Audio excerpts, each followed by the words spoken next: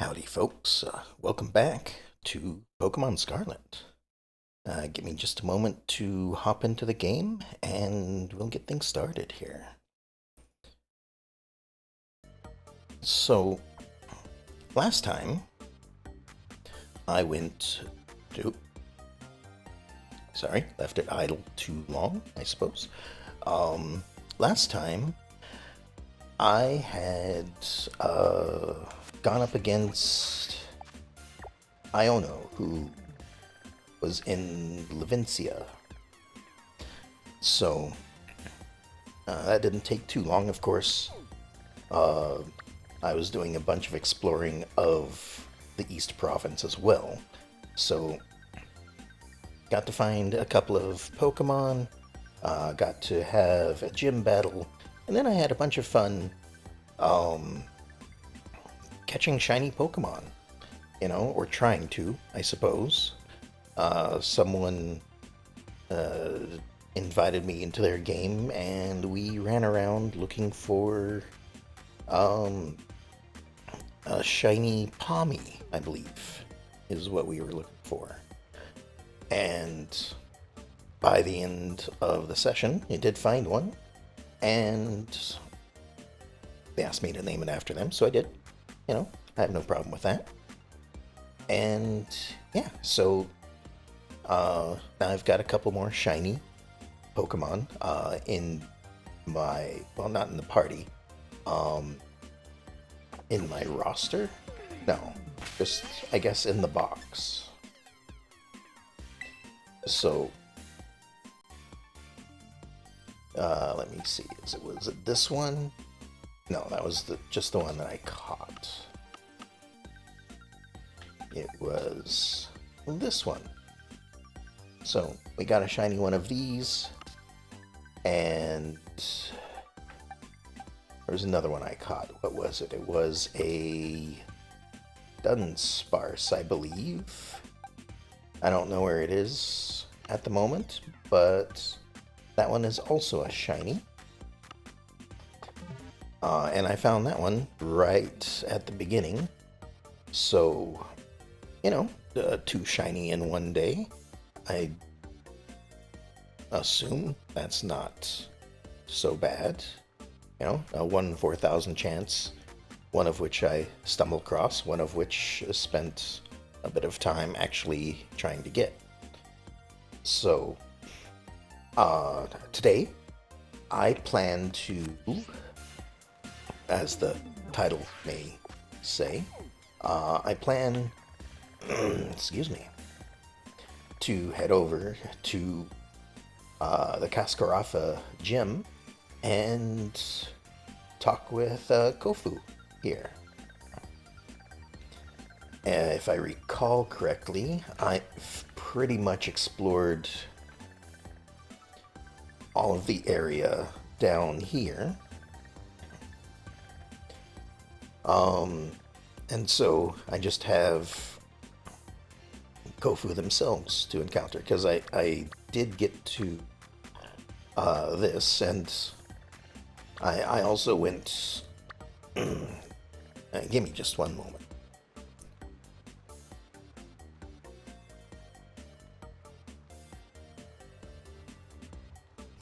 Alright, sorry about that. I also went up to the edge of the desert, but didn't actually head into it. That being said, of course, running around with the other person in their game, we did go into the desert a little bit. We ran around up in the snowy area somewhere. I don't know exactly where. Well, I guess it was these 3-4 places, because I've got those marked, but I will not be flying to them. It was just more of a running around looking for specific Pokemon. Other than that, I think I had probably gotten too close to either this base, or maybe it was this one. I don't know. I got too close to one of them, started a conversation with Clive, and didn't follow up on it. So, I don't know if that's going to throw a wrench in the gears or anything like that. But I'll find out, you know. But yeah, so for now, I guess I'm gonna head over here and get things started. Yes, flight to this spot, please.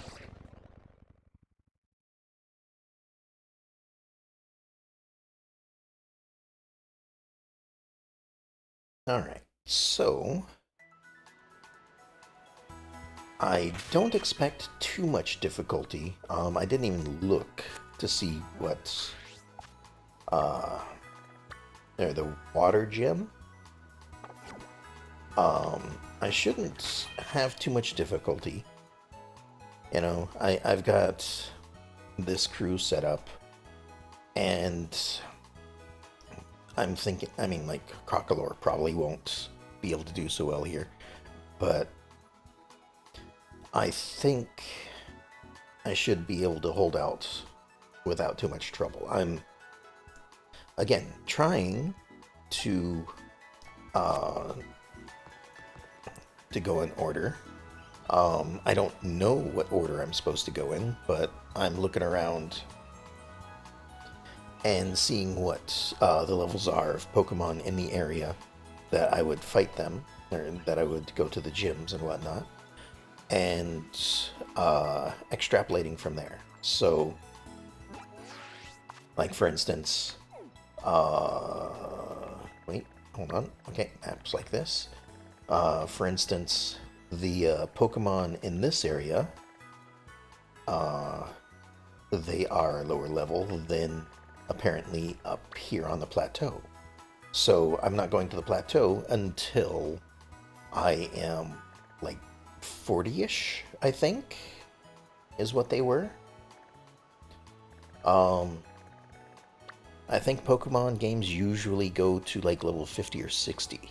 So that's fairly far up there. I'm guessing some of these areas are more likely to be higher. In fact, I know that some things through somewhere up here are level 50 or 49, because that's the level of Palmy that I caught last week. Yesterweek, I suppose. So, yeah, that's how I'm gonna do it. I'm gonna fight him here, and then, you know, from there, I do kind of have, well, there's a Titan out here, and there's just a town off to the left over here that doesn't have anything in it. So I might travel this way and then circle back and go through something like that. You know, so that would, I certainly don't expect to get through all of it today. Excuse me. But, you know, Kofu, maybe this Titan, then circle back up here, challenge Larry over here, and then go towards the poison base and the fighting base. So, you know, that's kind of how I picture this next part going. So, I'm just going to go ahead and get right into it. And first, I'm going to heal, because I don't know if my my Pokemon are fully rested. They look fully healed, of course, but I don't know if their moves are at full. So, just going to make sure of that real quick. and then we'll head on in. Alright, I hear a Gimme Ghoul right here. So I'll go ahead and grab that coin. And... nope, I always hit the wrong button. I think Florigato's gonna go up front. Because it's the water gym, and they will probably do pretty well. Either that, or I have it backwards, and they're gonna lose horribly.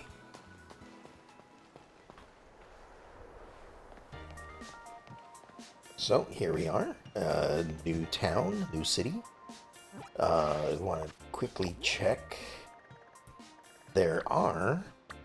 wow, there's a bunch of clothing stores. All over the place. I'm probably gonna check some of those out before heading over here and talking with him. Because I would like to find something other than this to wear, but I don't think I'm going to. Like glasses, not much of a glasses person. So, you know, these might not. Round glasses. What else do we have? Round sunglasses. Maybe that's what they were. Square glasses. No, and then there are square sunglasses. Okay, oval. And sporty. No. Gonna go ahead and go to the next area, I think. Oh, hello. What is this? Sleep talk. And in here, we've got hats. Probably not gonna get a hat either. Just because usually it messes up the hairstyle, but then again, maybe not.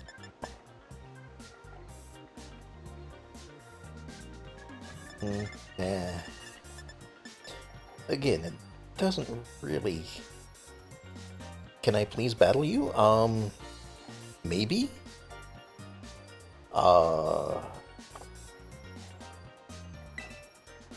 I don't really know how, but sure, I can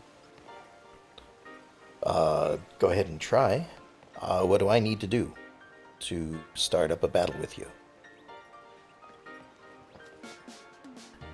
I assume going over here to the yellow circle, and of course being online.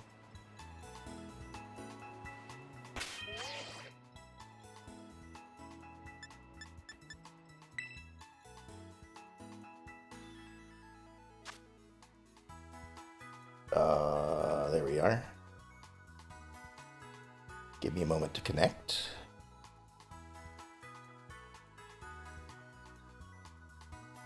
Alright, so what do I need to do to battle? My Pokemon aren't that great, so, you know, unless you're using something of similar level, I will probably lose.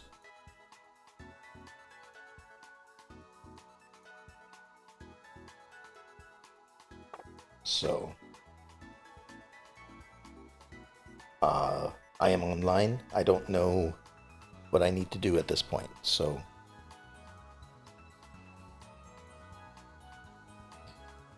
Need to go to Link Battle and put in a code. Okay. Link Battle.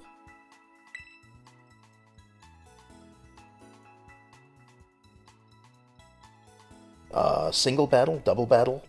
Single, I assume.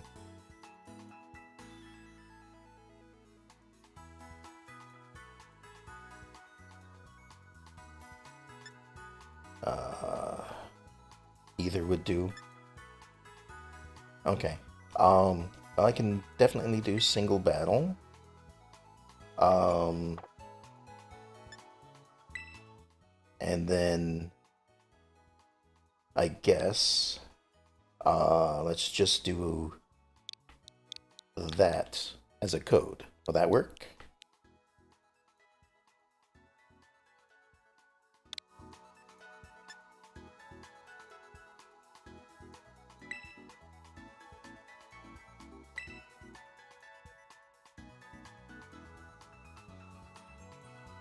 All right.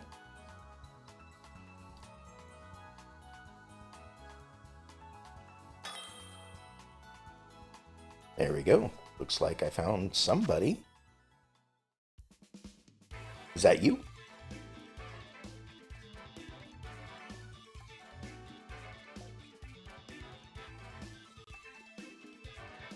Okay, cool.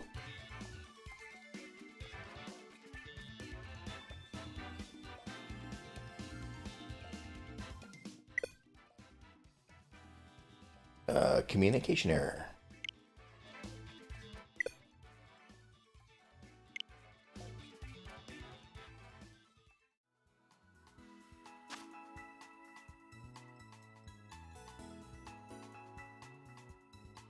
Normal rules, but use both at level 50. Okay. Well, we'll have to try again because there was an error communicating.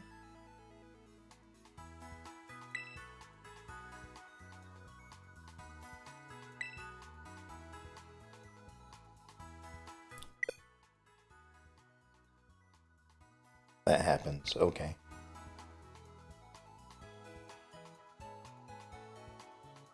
Well, I'll keep trying.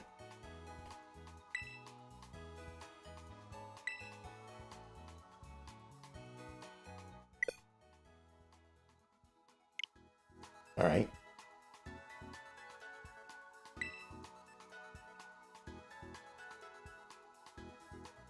Not sure how many times I should try it. Looks like it's just not going through. I'll keep trying though. A couple more times at least. No, I am not on an emulator.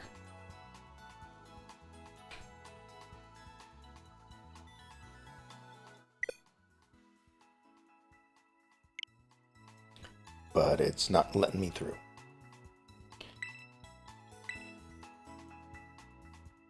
Do I need to change the code each time if it's going to do that? Because it seems like it's trying to go through.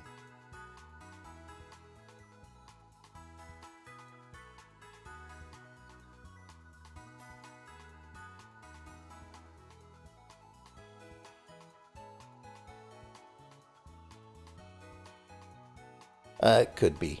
I don't know.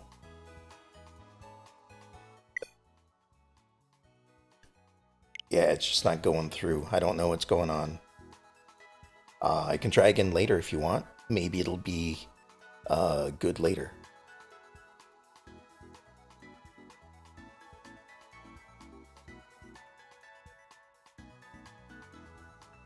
But yeah, it's just for some reason not going through. It looked like it was the first time, but then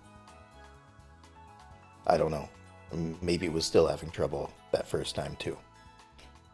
So, maybe in an hour, try back, and we'll see if we can battle then.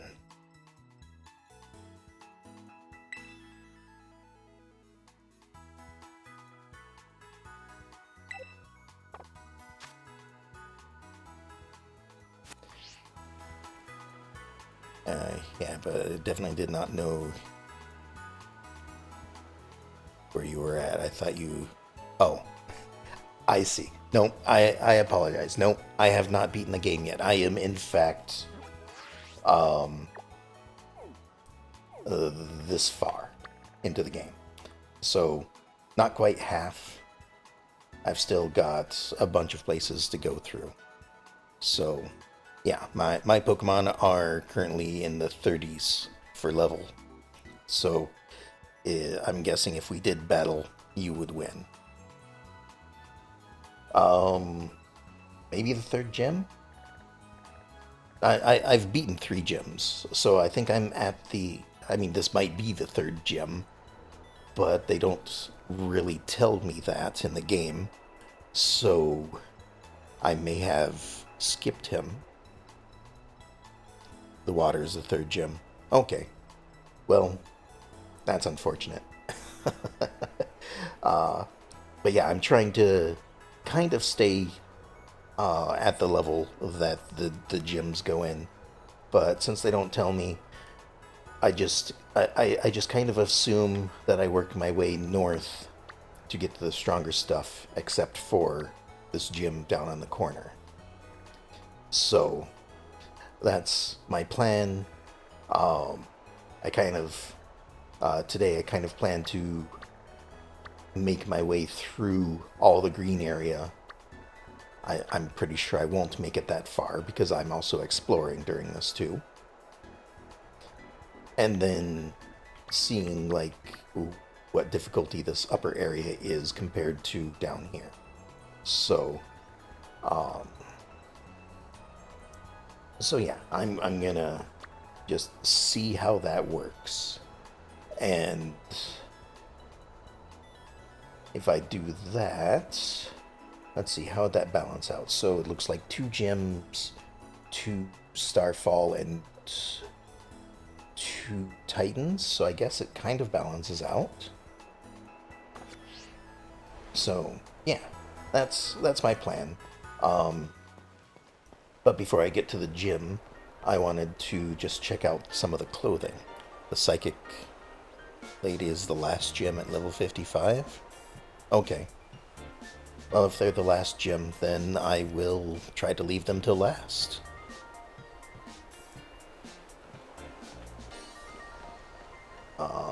But yeah, I was just kind of looking at some of the clothing in the area because I would like to find, something other than the basic outfit.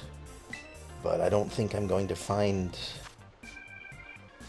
much of anything because there just is no alternative school uniform, it seems. So, alright. These backpacks.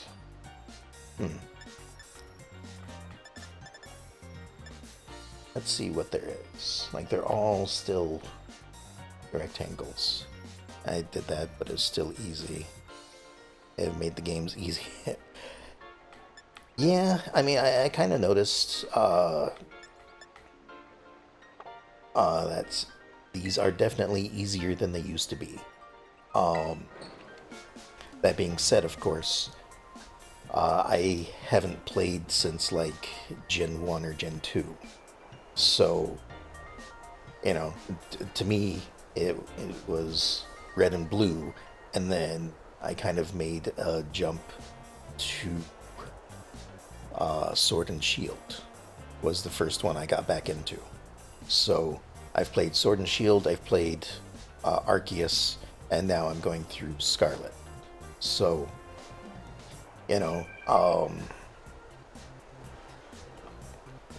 it seems okay.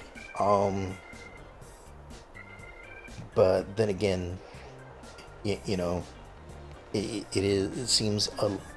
does seem a little easy. I wish they would show me like what gym I'm supposed to.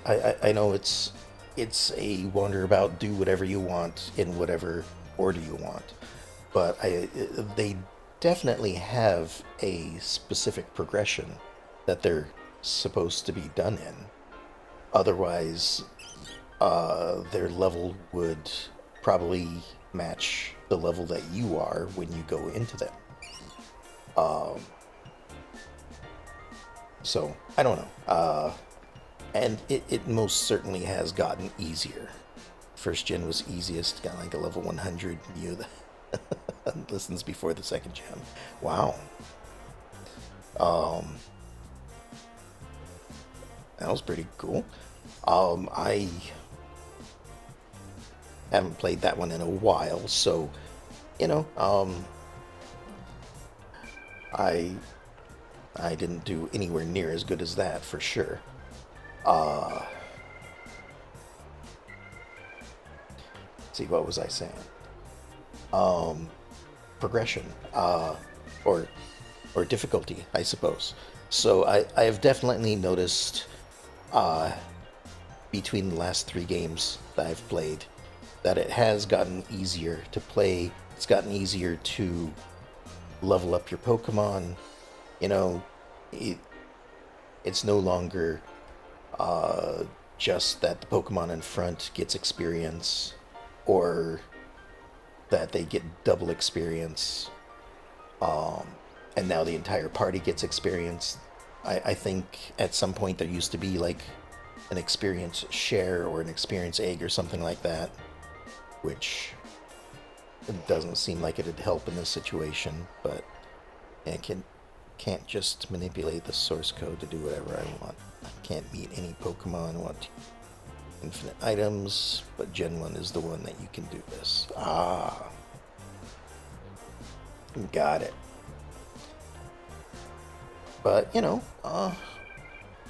play them as you can or as you want, as long as it's not, I know there's competitive, so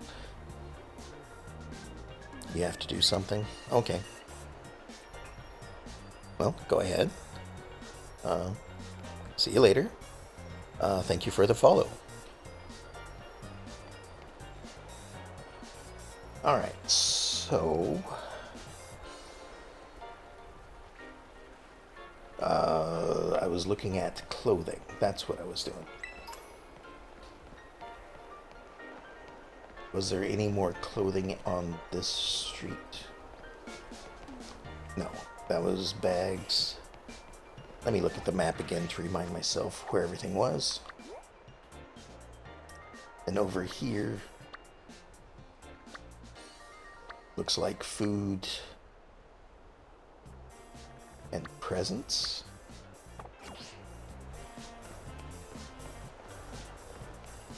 Or presents.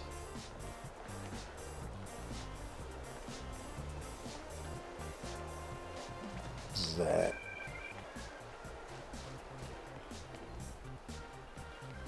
I don't see it. Unless it's this one over here. No. That's a food. That's food.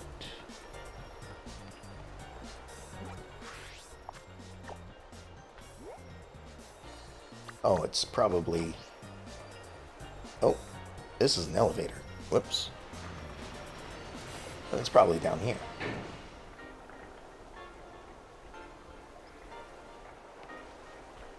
Or not.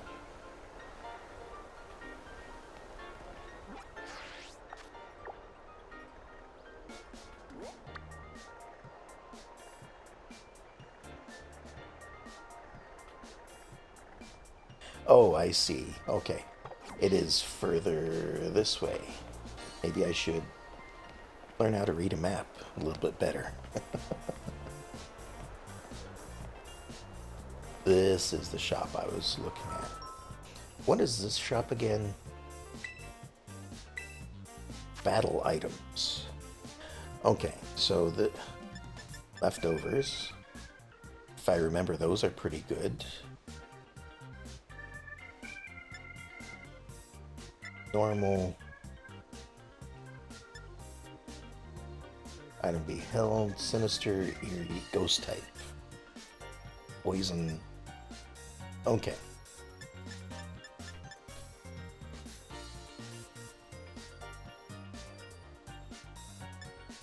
And hit killing stealing. Then protective moves last longer. The mirror herb. This is the spendy one apparently. Allow the holder to mirror an opponent's stat increases to boost its own stats. But only once. Okay. I'm sure there's good uses for some of these things. I just don't know. I just don't know what they would be. I'm definitely gonna grab one leftovers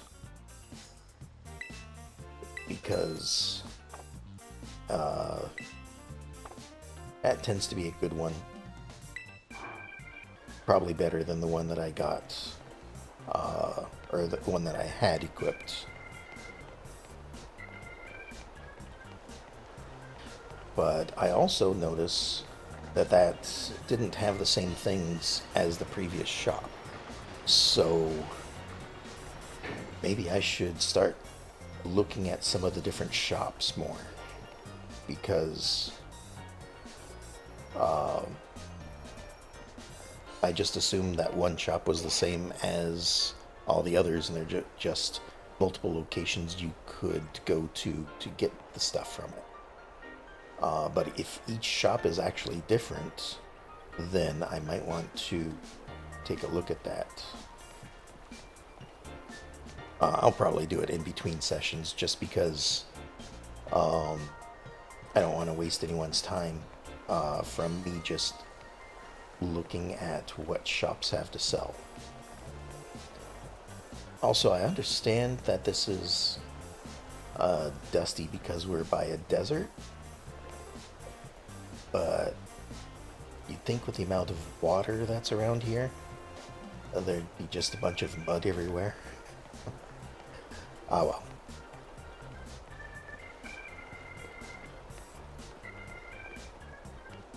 Let's see, up here there were some more clothing shops. Just to the right, another Delibird. I'm gonna check the Delibird first, because as I just... Okay, so it looks like they have the same inventory within... Oh wait, there were Pokeballs there. Hold on. I didn't look at their entire list. I guess their inventory is the same per city. Alright, so Pokeball, Great Ball, Heal Ball, Pete Ball. I'm catching something I've already caught before. Okay. No. I don't need any of those. I'm still kind of being frugal about using just normal Pokeballs. So. Okay, so over here, somewhere. Now I'm kind of curious, am I going to see these kind of socks inside?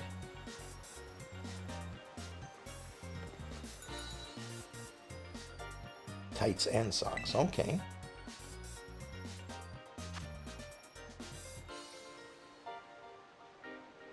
Oh, we've got true socks.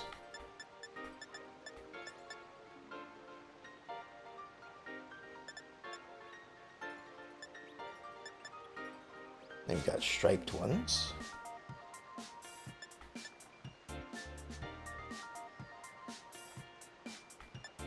Okay, so just two colors. Starry Crew.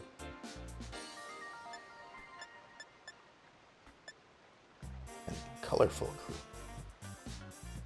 I suppose the socks are actually what are in the window, it seems.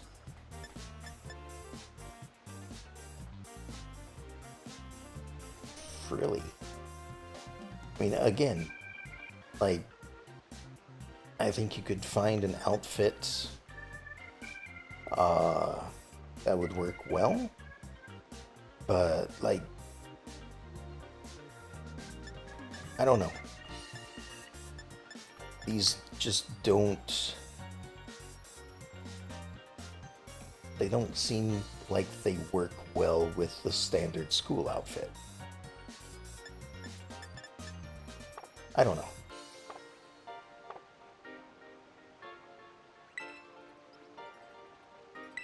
Like, they're definitely good items for certain outfits.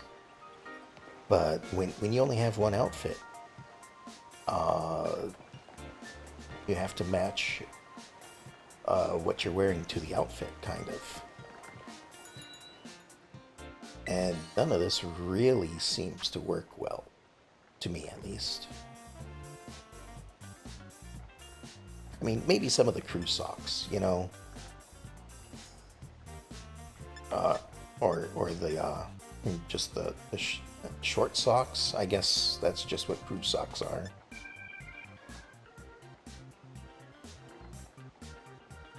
See, like some of these look like they would be really interesting with something other than. Yes, that will be all. Something other than this shirt and these shorts, and that's pretty much all I have. With, you know,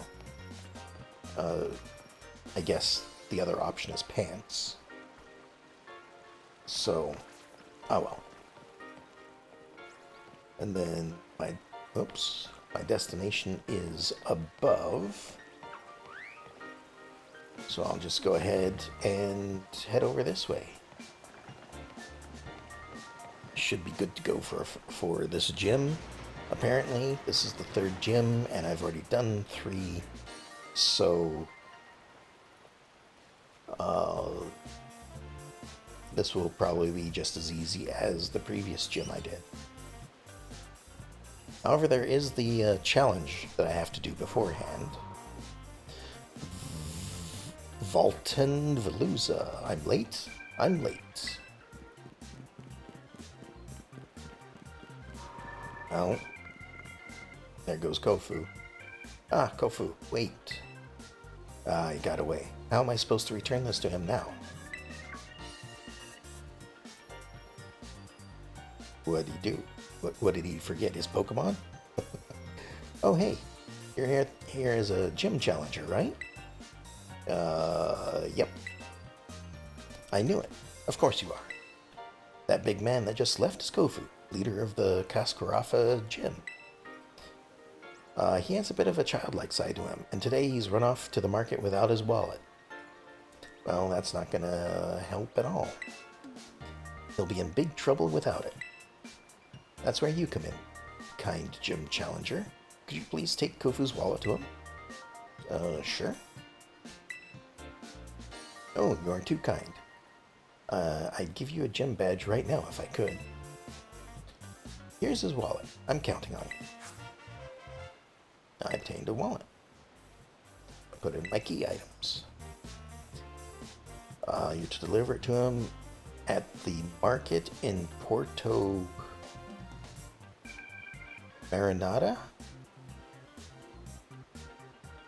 This can be your gym test here. If you do this for me, you pass. Okay, I was just going to wonder if they were actually going to tell me or if I was going to have to rely on reading, you know?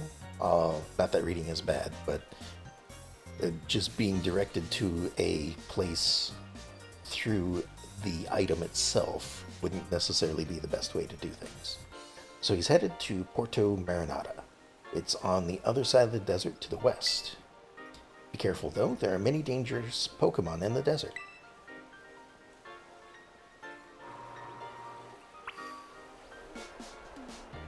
Okay, so it sounds like I'm heading through the desert. Could I perhaps head around? Maybe not. There's like no way out of town to the north. The only way in is to the south, and the only way out is through the desert. This is just kind of walled off. Interesting. Alright, well, I guess it's going to take a little bit longer than expected. because if I'm gonna be heading through the desert, I'm probably gonna encounter that Titan Pokemon on the way, and you know, explore the desert while I'm at it.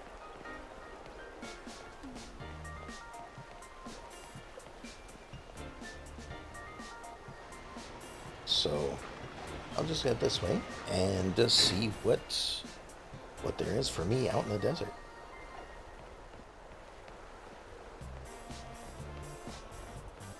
I think I kind of ran through it a little bit yesterday when I was chasing after the other person. Oh, hello, bunny. I'm Pokemon League Rep. Defeated 0 in the desert. Just need to battle 5. Alright. So 5 trainers in the desert. And we'll be good to go. I'll have to remember to come back here for the reward, of course.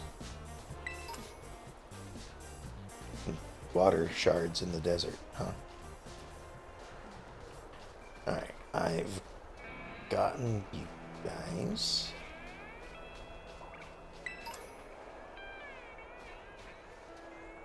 I believe I've gotten a Silicobra as well. Yep.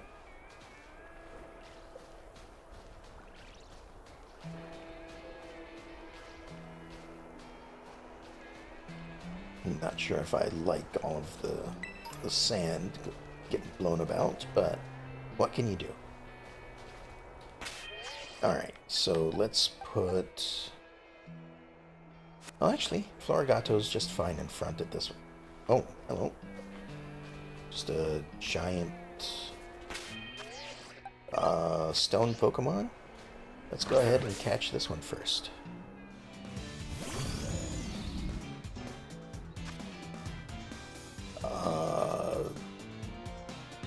I'm guessing it's supposed to be Stonejourner. But it could be Stonjourner, I suppose.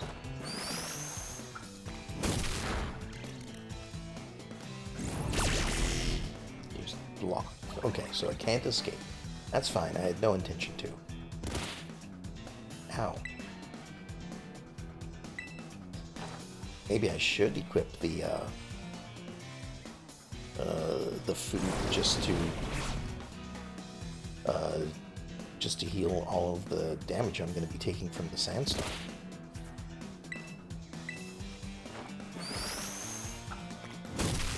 I wonder if the sandstorm is affecting my accuracy.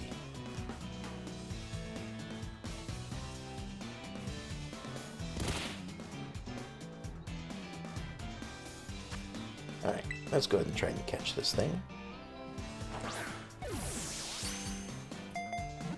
I see another one off in the distance. Almost had it.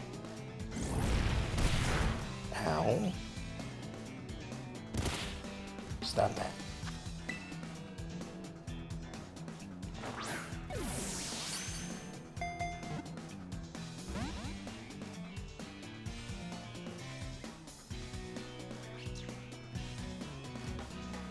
Alright, we have plenty of Pokeballs, plenty of tries. We've got stores nearby, so I shouldn't have to worry about running out. Although he is being a bit difficult to catch, it seems. So before he takes me out, I should do one more Super Fair.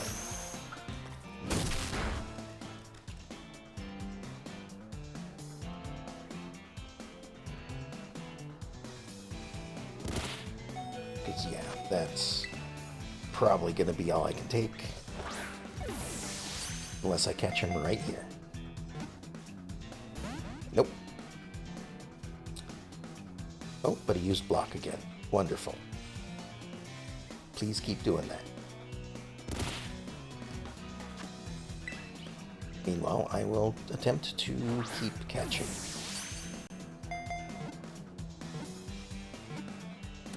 There we go.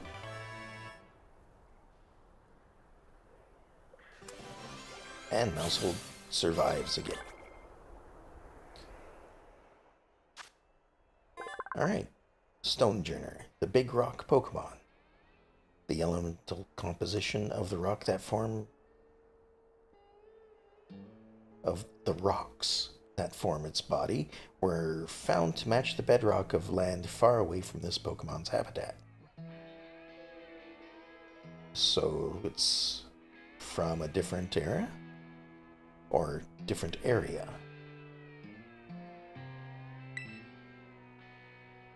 I suppose either would work. And it might even have an evolution to it. We'll just go ahead and heal them up. And we'll hit all the wrong buttons. Let's go ahead and encounter this guy. Hello there. I've got 20 years of studies at the academy under my belt. Challenged by Lewis, the student. Sit down to Basculin.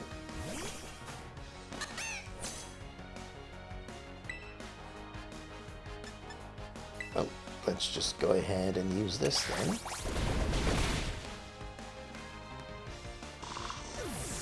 One and done.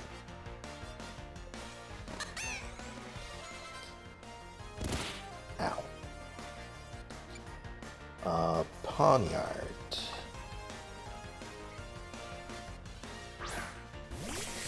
Ah, that's the metal one. Which I don't really have anything effective against it. So what happens if I do this? Just get my attack up. And accuracy. Okay. Speed fell. Oh, that's fine.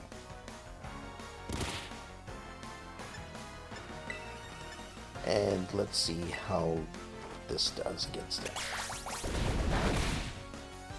I mean, it says it's not very effective, but I think otherwise. 20 years for this. Well, you know, maybe you should spend some of those 20 years collecting more than 2 Pokemon. I was so short on credits, I had to take a 20th year. Maybe it's time I graduated.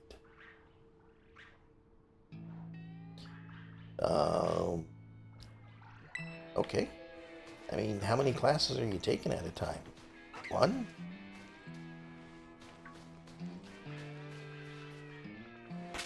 Alright, looks like there's another few Pokemon that I have yet to encounter.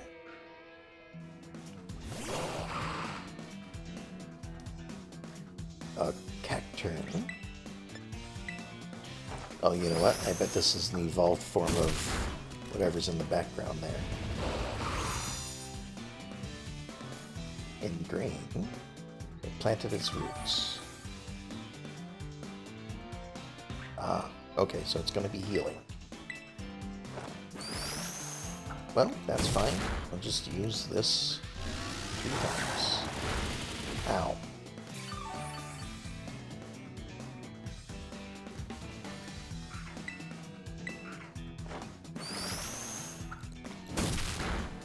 Payback hurt. No!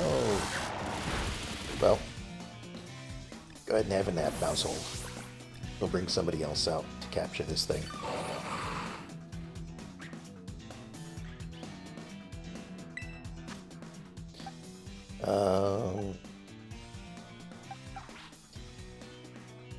I mean, yeah, maybe bring one of these out.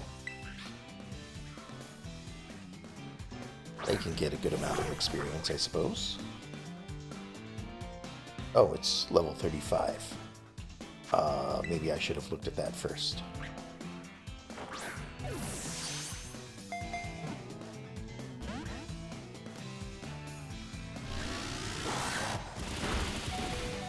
Oh, come on. I didn't even hit you. Payback shouldn't be doing anything, should it? Maybe it just does more damage if I hit them.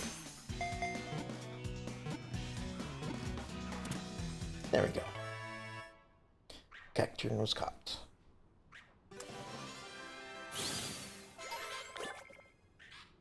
Are these level 35 though? Well, anyway, a Scarecrow Pokemon. Packs of them follow travelers through the desert until travelers can no longer move. Sent to the box. Yeah, and those are Cactia. Okay. Well, there's...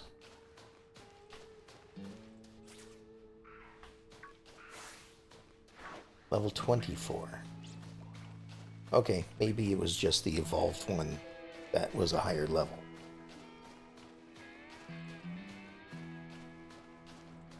Because, yeah, like level 20, 21, okay.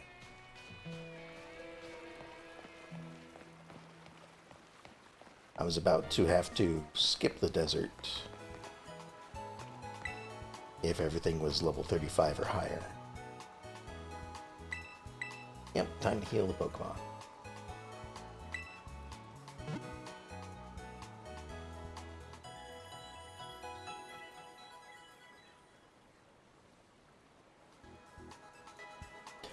A little bit on how easy games have gotten. Not necessarily Pokemon, but games in general, I suppose. I don't know if it's so much as gotten easy as they, like,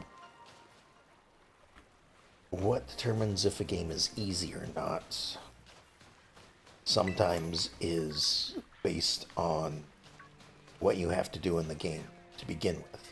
So, like, I suppose early Pokemon games could be considered harder for the fact that you would have to spend more time leveling things up. You know, items weren't as easy to get.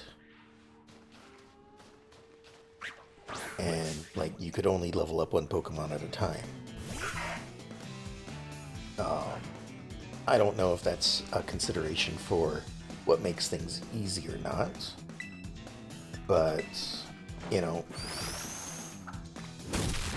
I certainly like how a lot of things have changed.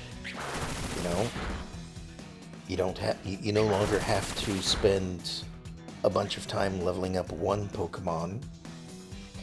You can now level up the entire party. Sure, the one in front gets more.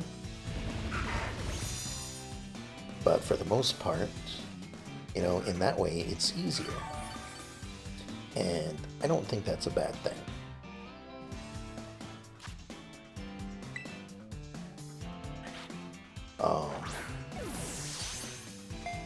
And then, of course, that gives you more time to, you know, do other things. Or,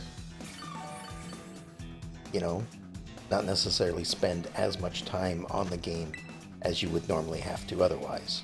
So, you know, if you only have like a half hour a day to devote to a game, you know, it's gotten easier for you to be able to decide to do such a thing. Because if something you do would take like 5 hours, but now it only takes 20 minutes, then you're more likely to be able to spend the 20 minutes to do it rather than take 5 hours. Alright, so the Cactus Pokemon. It prefers harsh environments such as deserts, can survive for 30 days on water stored in its body.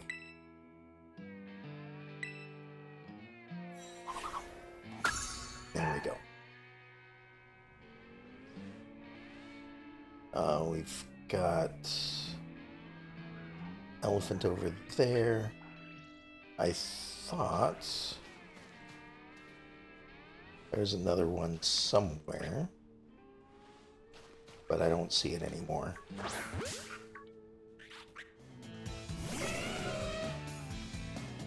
So what is this? Dawn Fan. So we'll go ahead and use a super thing on this, and we'll probably catch it. Ow. Oh, it's another... It's a second evolution. Ow. And it's level 35. Well, choose the next Pokemon again. Go ahead, Crocalor.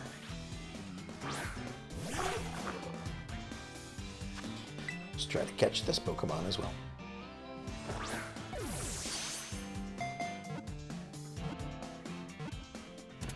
Wonderful. One shot.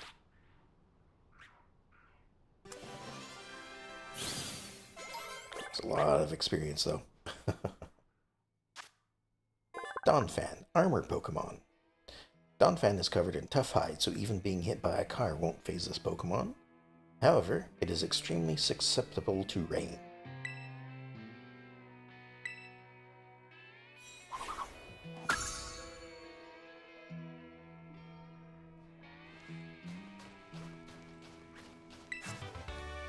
And apparently,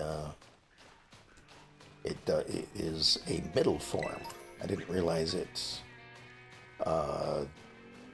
could change to a higher, or it had a third form. I thought that might have been its third form, but it looks like this is its first form.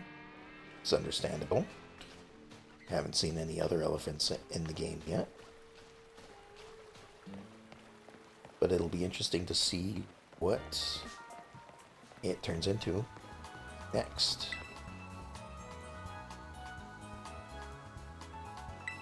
Alright, healing up again since we're right next to town.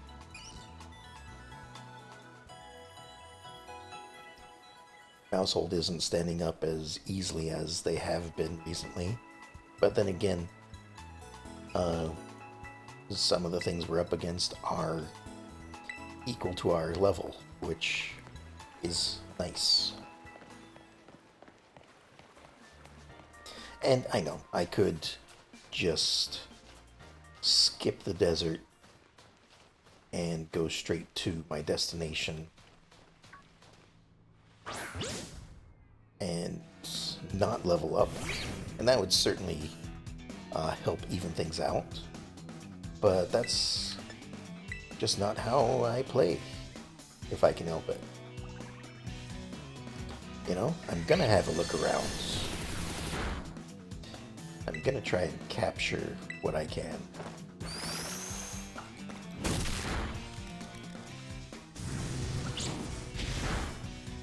And that means some of the things that I'm going to end up doing is having slightly higher level Pokemon. Ow.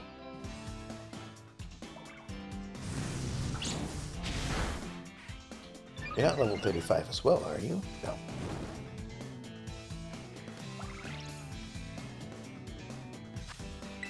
Alright, let's try to catch this. Now Larvesta.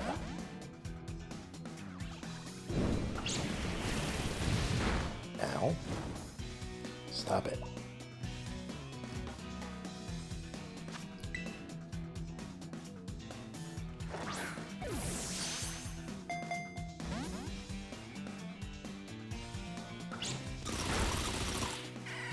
Ow. Critical hit. Okay. Well, one last chance for Mousehold, so we're going to go ahead and do another Super Fang. Because this one seems a little more difficult to hit, or to catch. Not to hit, it's easy to hit. Oh, but we lasted one more turn. Can I catch it now and have Mousehold survive? There we go. That's more along the lines of what they usually do.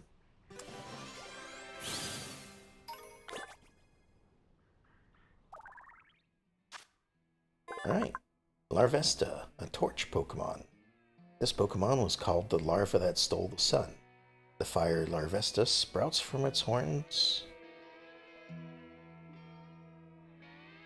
The fire Larvesta spouts from its horns can cut right through the sheet of iron. Okay.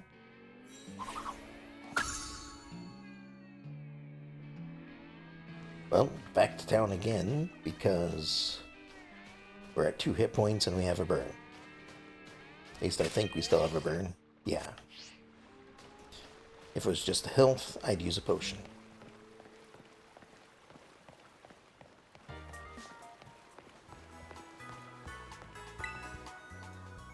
But since it's not, we're just gonna do this.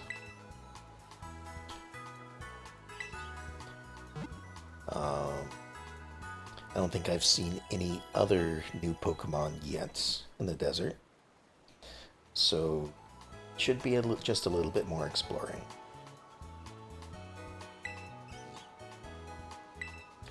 Although I suppose, again, we're in an area where we're starting to see evolved Pokemon. So, you know, maybe I'll be finding other stuff as well.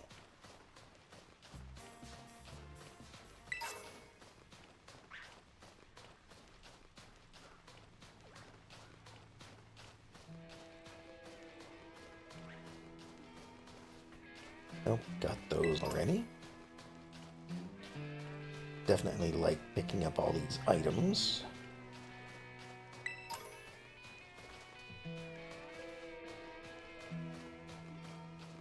Now over here,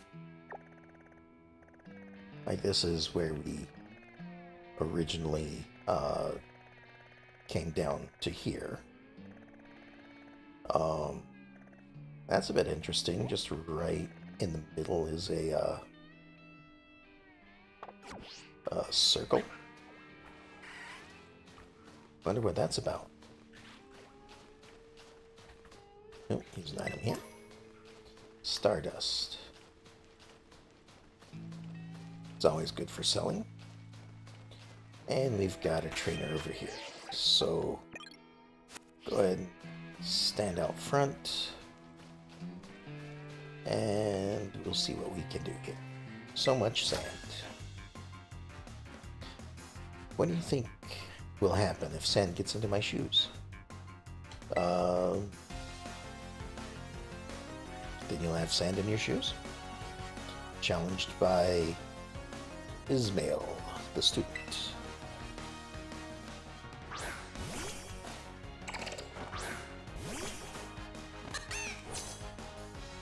What is this?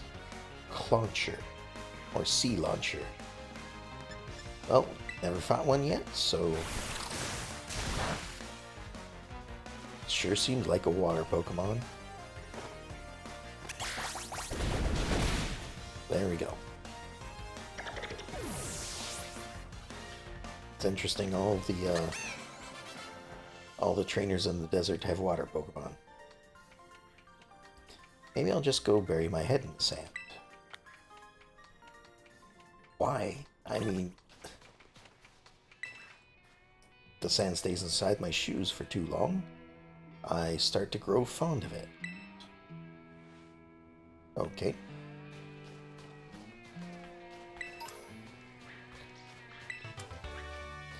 Nightshade. Probably another good move to use. I don't know.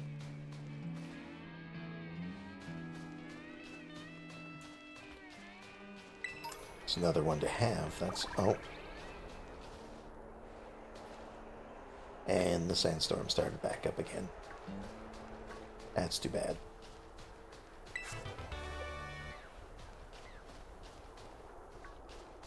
Makes it so much more difficult to see.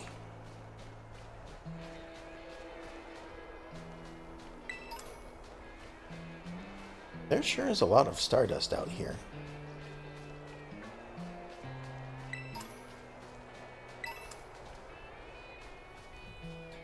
If I need money, this seems like the place I'll have to come back to.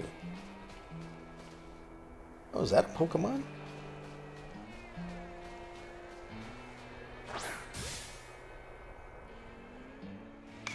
It is. A Bramblin.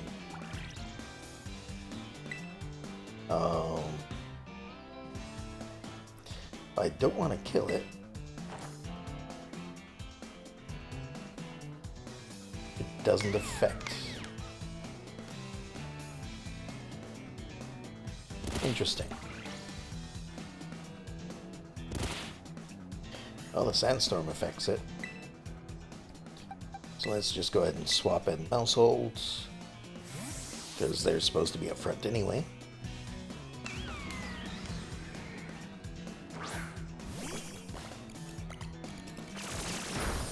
Ow.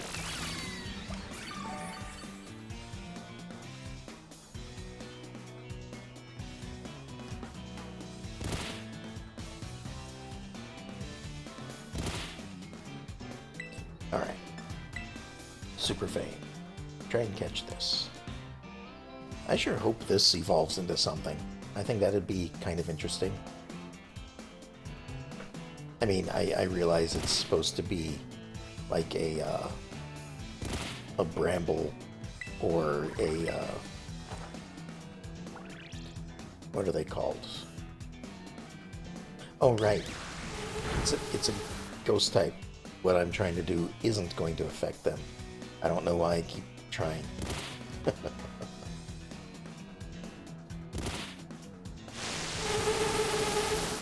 Oh, what was that? Hurt by infestation. Okay. Well, let's do bullet seed. Hopefully it doesn't do too much.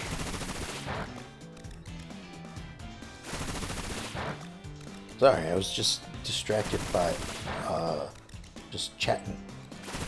Okay, well, so much for that.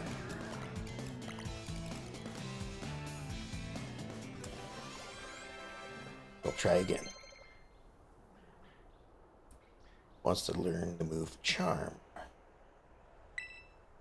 Well, I said yes. I was gonna say no, because that's one of the few that I know isn't one that I want.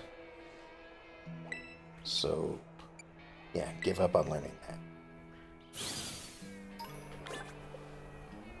And we're gonna have to find another Bramblin.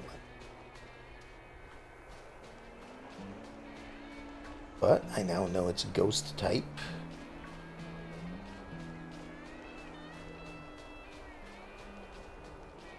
Hopefully that wasn't the only one in the area.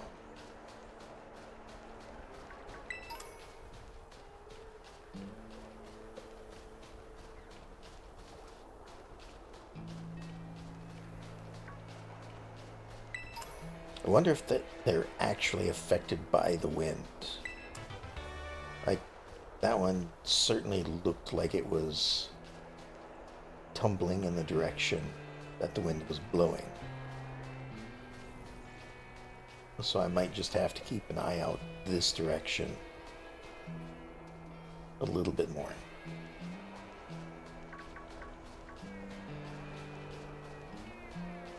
But yeah, I definitely want to see what a Bramblin would change into. Alright, there's another one. I've got mouse hold up front, and it certainly looks like they are affected by the wind. But they do run around on their own, it seems, too. So there we go. Alright. So yeah, it has no effect.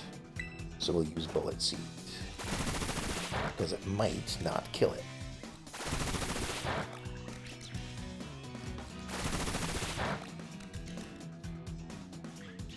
Three times. Well, that's what we got. I don't want to do it again, because 3 more will definitely kill it.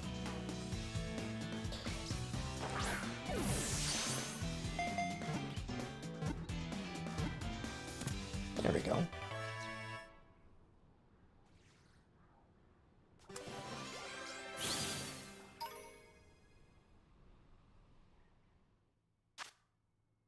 It's a grass ghost. Yeah, it's a tumbleweed Pokemon. A soul unable to move on to the afterlife was blown around by the wind until it got tangled up with dried grass and became a Pokemon. Sent to the box. It looks like it could have an evolution. Alright, back this way again. There was a trainer around here somewhere. There they are. There are a lot of items out here too. Maybe it's just because... Right. I don't actually throw my Pokemon at the trainers. I talk to them. What is used though? Do you have an answer? Challenged by Belen, the student. A Capsicid. Plant versus plant. So I mean, might as well home claws, assuming that it's not going to be able to do much against me either. Yeah.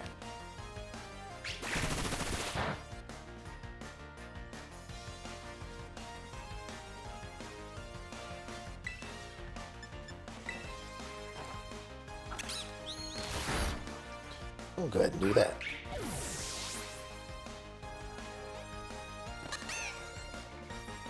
Send out Oricorio.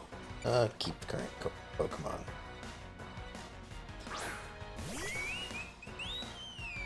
Oh, there's a new type. I haven't seen that type yet. So would that be Hula type? Or maybe it actually has a evolution? I mean, it's still an Oricorio, so I suppose it's still the same as what I have. Ah, the folly of youth.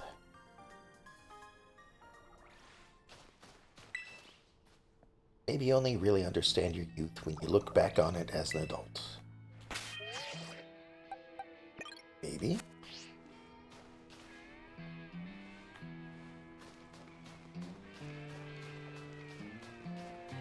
All right.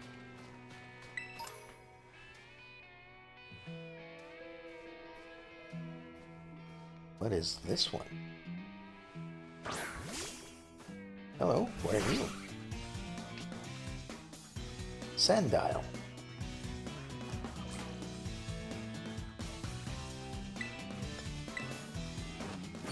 I just keep running into new stuff.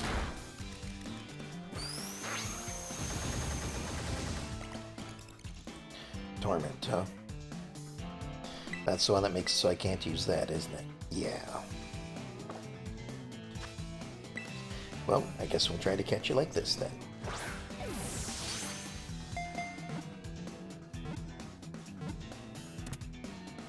There we go.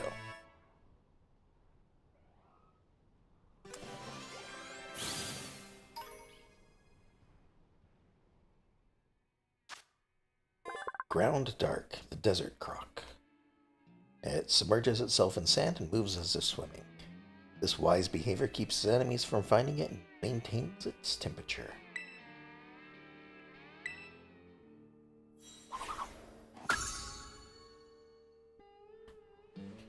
It looks like it might have 2 evolutions.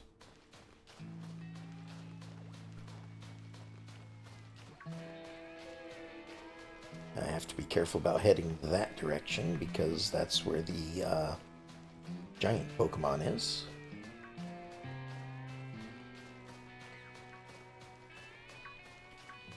And over here, let's go ahead and I guess they can stay in front. I don't get experience for these.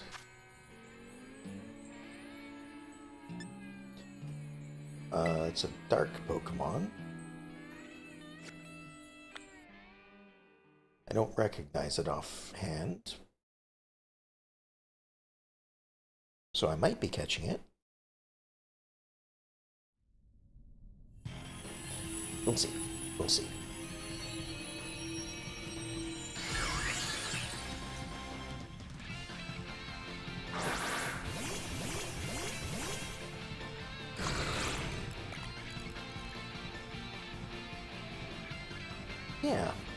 Bergmite.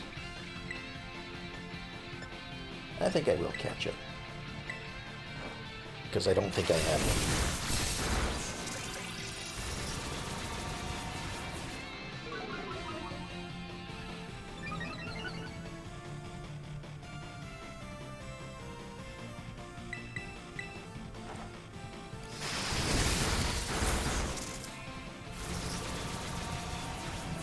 I didn't look to see if this was a more difficult one.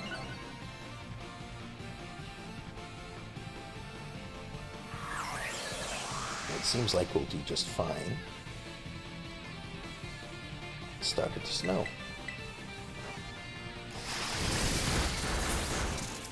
I should probably use the plate rough.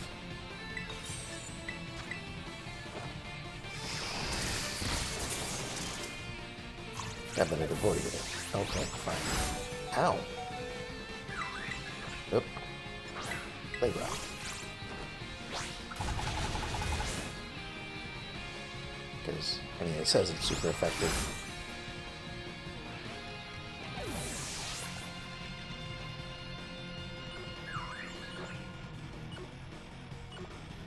Yeah, this one definitely seems like it's a little bit stronger. Maybe it is a higher rank. But again, I didn't look, so I have no idea. Maybe it's just because I'm not using a Pokemon that's good against it.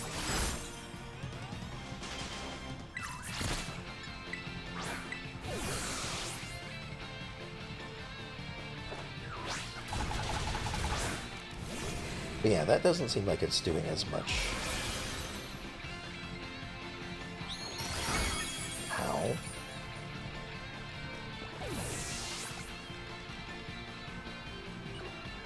I wonder if this is based on the fact that I went around or did a bunch of 5 stars of this.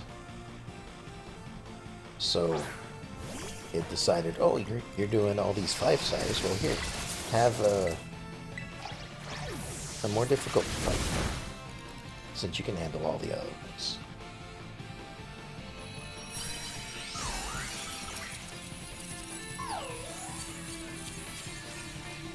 Alright, we'll catch this one.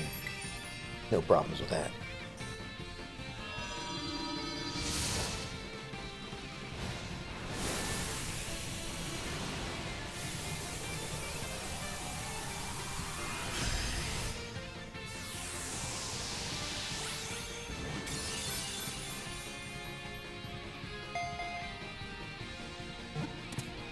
And there we go. Small and medium. Yeah, this definitely has to be a step up.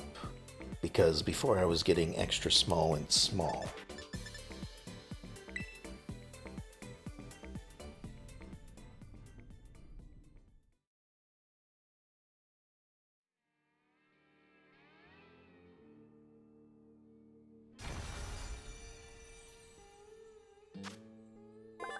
Bergmite, the ice junk Pokemon. They live in mountainous regions of frigid cold. On rare occasions, they ride on the back of an Avalugg to cross seas and move to new habitats. Which Avalugg, I believe, is their evolved form.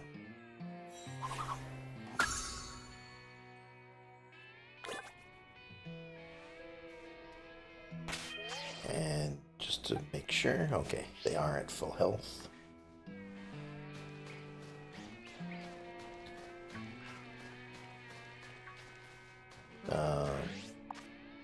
I walked right past that. Alright, let's have a look up this way. Actually, nope, come back here. I have not.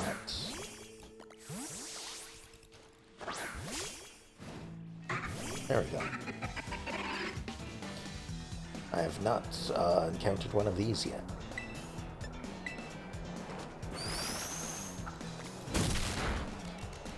So we'll go ahead and catch this one as well.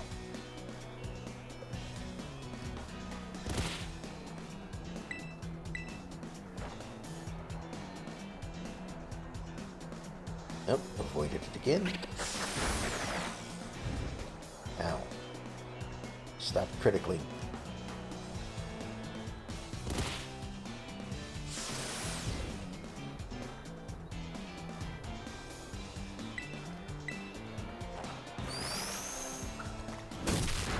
There we go.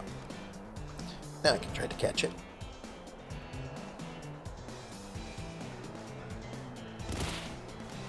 And hopefully it won't take too long, because they're definitely taking a bunch of damage.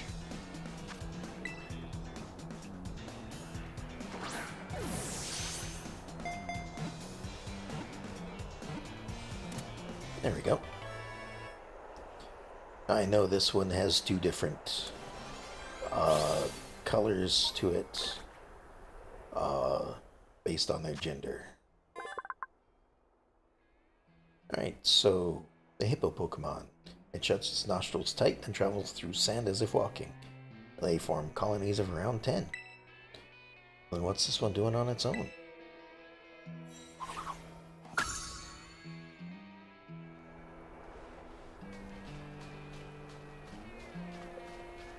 Don't want to accidentally run into a Pokemon because I can't see anything.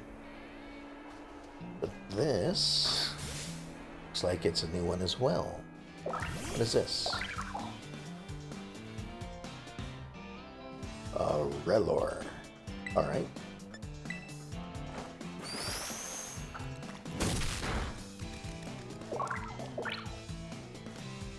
It's caught off guard. Okay, well. Wonderful. Maybe I should have healed my Pokemon. Oh well.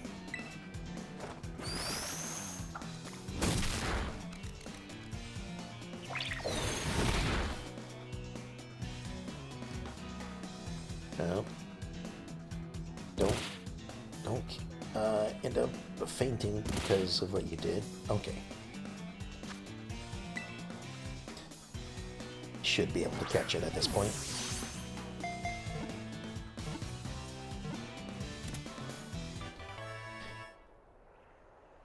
Alright. Let's have a gander at this. The rolling Pokemon. This Pokemon creates a mud ball by mixing sand and dirt with psychic energy. Treasures this mud ball more than its own life. Well, at least it's just mud.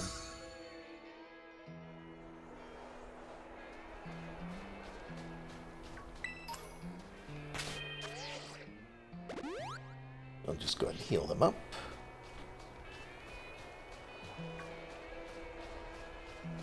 I do need to keep reminding myself to keep an eye out for shiny Pokemon.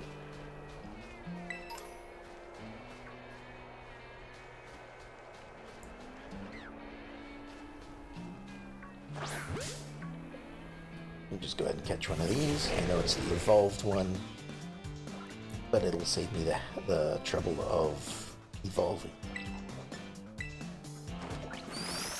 Sandaconda.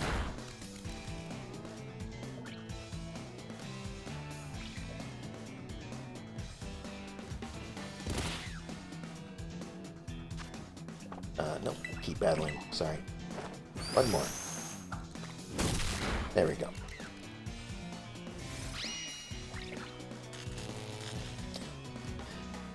Always the paralyzation.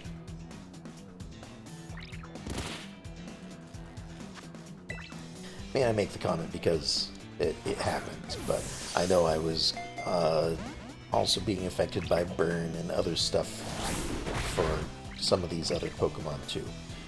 But it does seem like an abnormal amount of Pokemon know how to paralyze.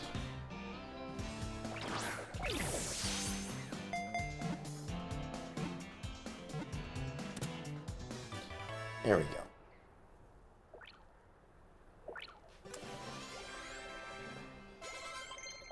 Oh, quite a few levels there. Tinkaduff wants to learn Play Rough. Probably. It's a physical move, right? It is. Power 90, accuracy 90. So Fairy Steel.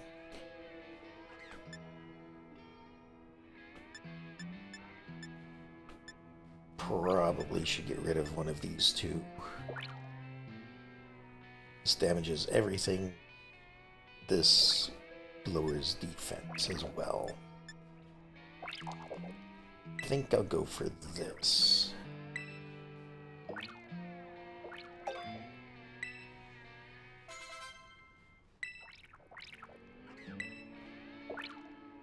Then Knucklestack wants to learn Rock Slide. Let's see what this one does. Large boulders hurled at opponents to inflict damage. May also make the opposing Pokemon flinch. Power 75.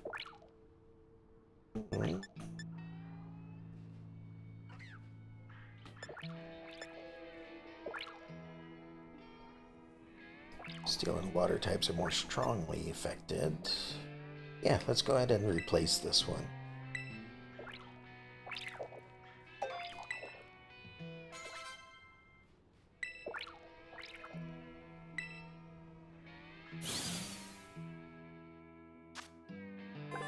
Alright, Sandaconda, a sand snake Pokemon. It'll expand its body as much as it can and then contract itself, blasting out sand with enough force to wash away a dump truck. Interesting comparison.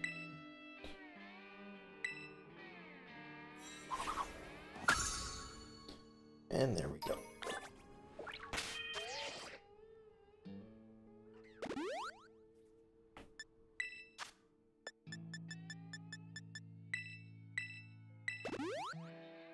I think I'm about to get into a fight. Nope. Okay.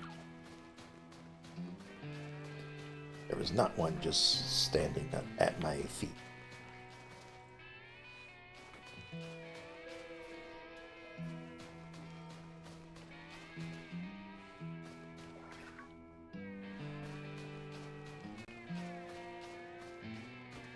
Alright. It is a cliffside.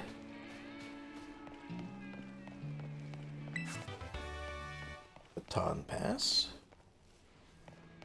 I mean, there might be something on those islands down there, but I probably can't get to them yet. Oh, we're getting a variety over here, huh? I suppose this might not be desert on this edge. This might be more of a rock area.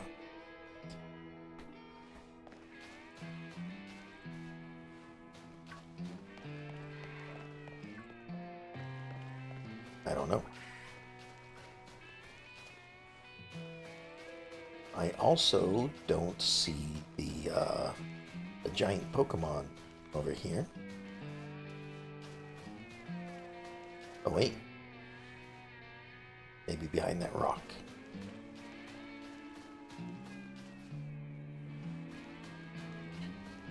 I do see a trainer. Yep, there's the giant Pokemon. Do I know of Kofu? Kind of. Kofu, the Cascarafa gym leader, is quite strong. Are they now? Challenged by Fabio, the black belt.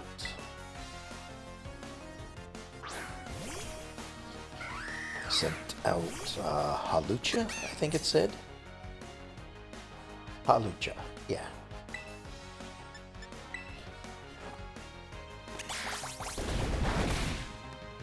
Not very effective. And super effective. Lower you, 21? Okay.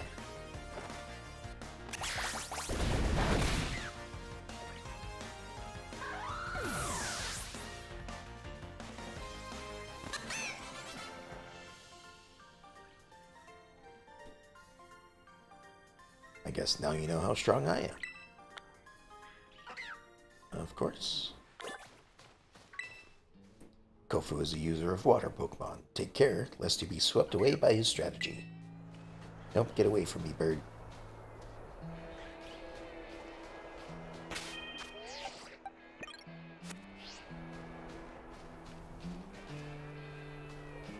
Okay. Okay, that's a Cyclozar. I'm okay with not getting that. Got some nest balls. That's fine.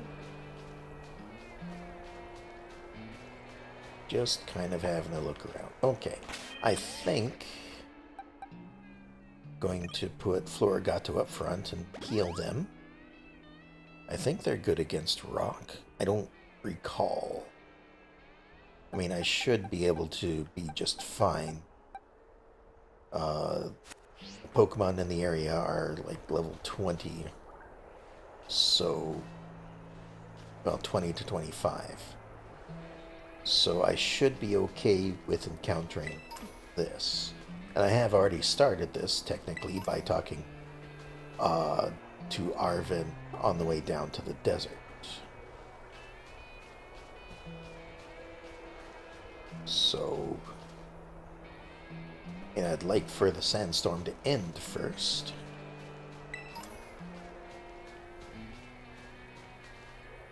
So maybe I'll have a look at this first.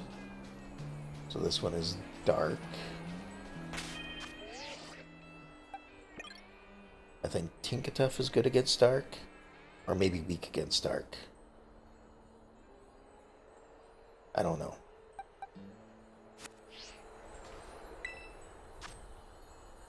And it is a 2-star. Okay. I am moving up in the challenges, ever so slowly.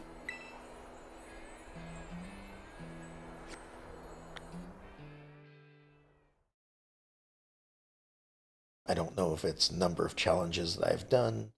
I don't know if it's the difficulty of challenges that I've done. Or maybe they're just based off of the area they're in.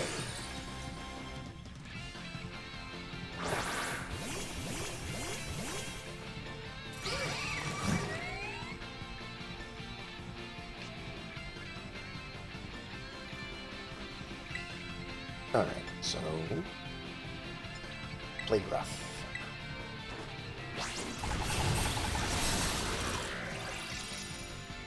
And there we go.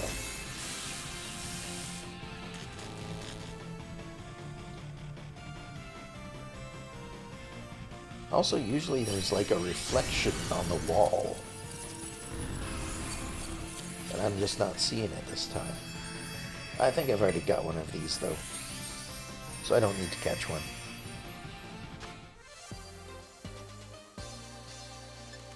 Feathers and candy.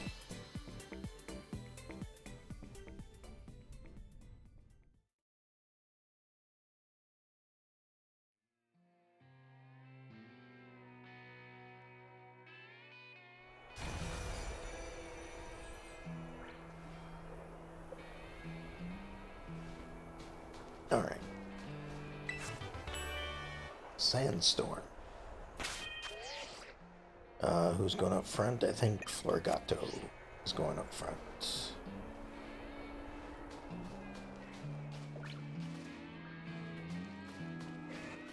Alright, so the sand is stopped.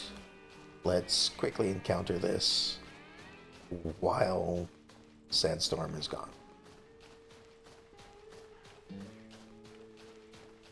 I say quickly, he's all the way over here at this point.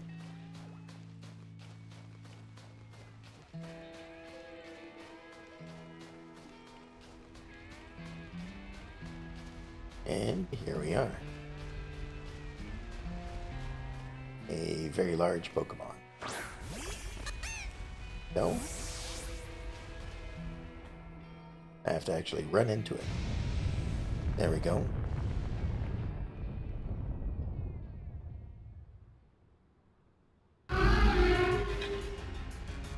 Doing fine. Rototototo. Hello, Yoko. This is Professor Sada. Great Tusk is a Pokemon that came from the Great Crater of Paldea. Are you sure it's Great Tusk? Because it sounds like it's a Dawn fan. I ask that you do whatever it is needed to subdue it for me, with all due caution, of course. The Quaking Earth type. Alright, well, I mean, start off. Like, never mind.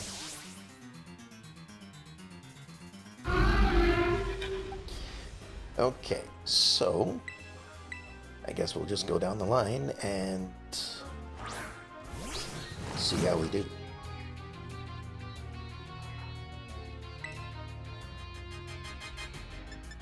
Guess we'll start with play rough. That's not very effective, huh? And that's super effective.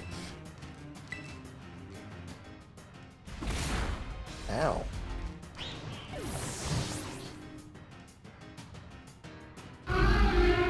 Starting to wonder.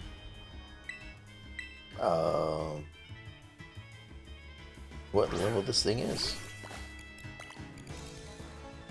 I mean, sure, it's supposed to be a hard battle. That's perfectly fine. Let's try Bullet Seed. Ow. Well, that was a fighting move. So I suppose I deserve to be one shot for that.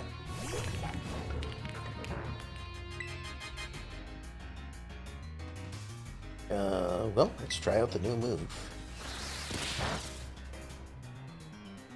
That's not very effective, but their speed rose as if they needed their speed to rise. Then you avoided that. Well, I'm not doing very good at this at all.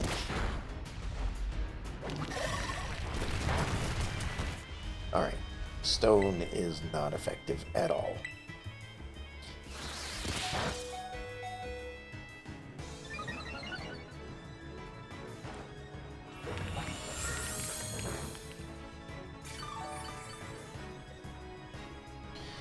But Fairy was super effective against it. So is this a dark Pokemon? Oh, let's try Mud Shot. Alright. There goes another one. And now let's try this. I have a feeling I'm not going to win this because, well,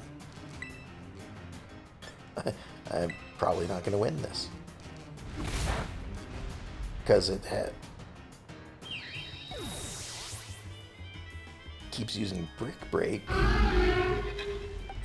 which, even as a not very effective move, seems to one-shot what I've got. And that was level 29. So this might be too difficult for me. I have no idea what level it is.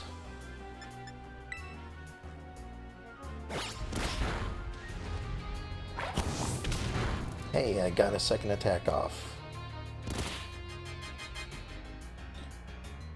But at this point, can I run? I can't escape. So, alright. Well then, I'll just finish it off by... there we go.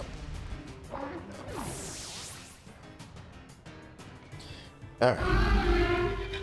No more Pokemon that can fight.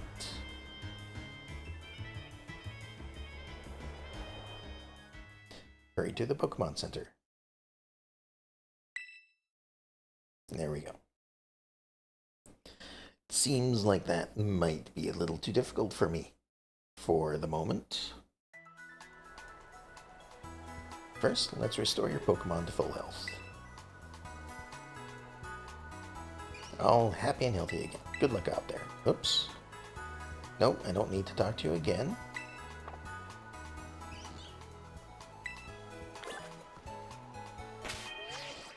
Alright. So.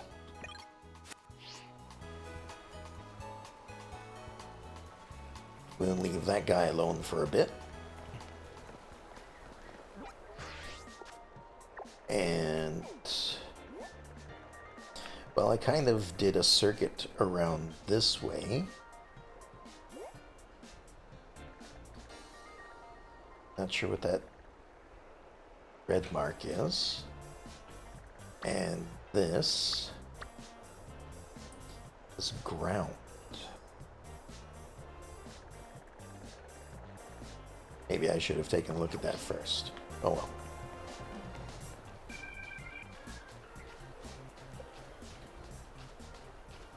As I've mentioned before, I'm not that great at knowing the type chart. I just use what I've got.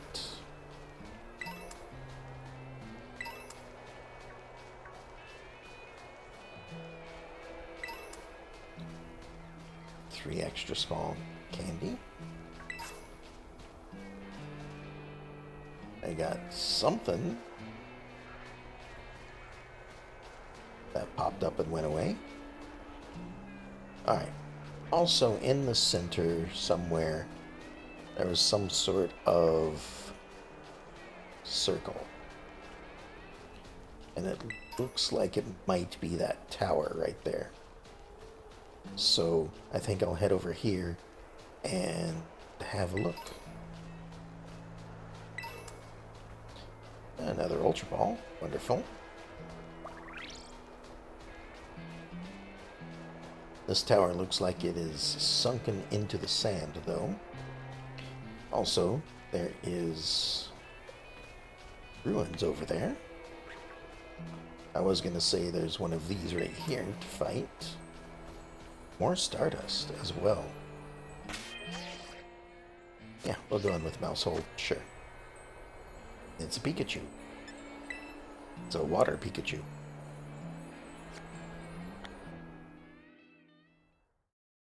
Maybe I should have gone in with Florgato.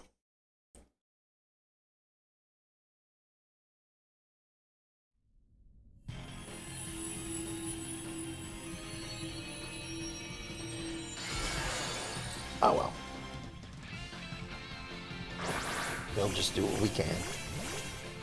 I do still have a grass move, so I should be okay.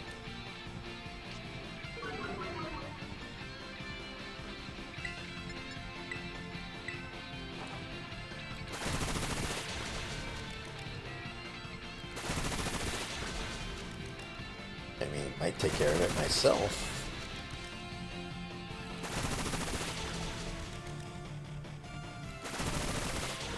And there we go. Hit 5 times.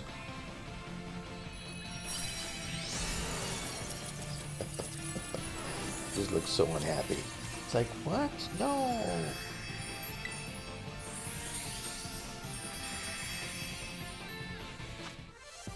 Alright. Bunch of mushrooms and feathers.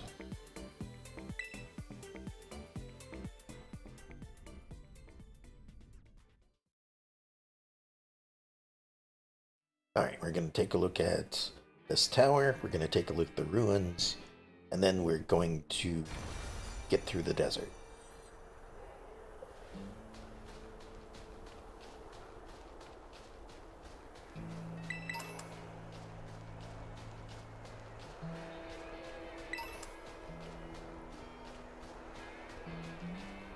There are a lot of items out here, though. Moonstone.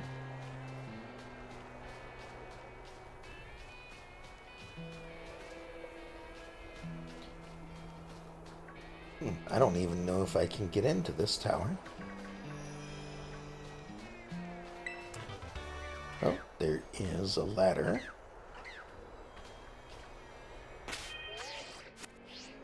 But it's not one that I can climb. Okay.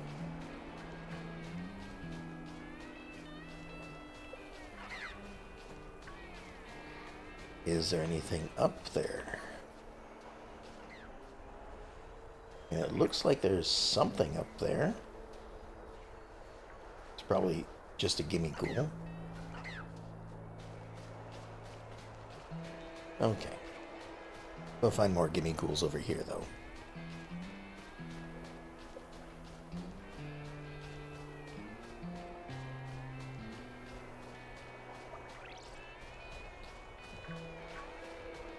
And what else is usually over here? Bronzongs.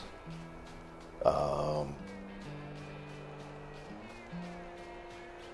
and, was it Phalanx, I think? Or Phalanx? Oh yeah, and Tinka... Not Tinka Tough, Tinka Tots? Something like that. I'll take a rare candy, though. That's great.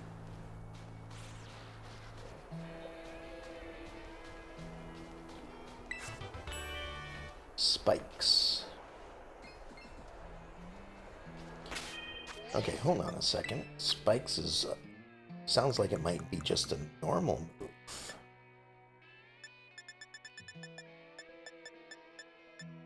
No, it's ground. Never mind.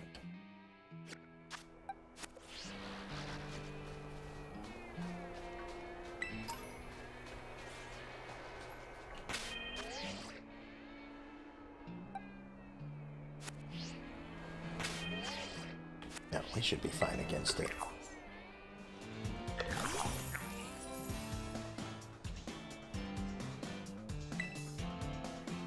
You know, I never did go back to some of those other places to see if these things respawn.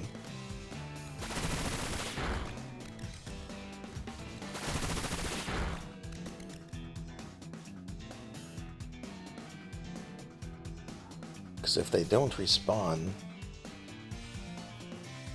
maybe I should stop fighting them.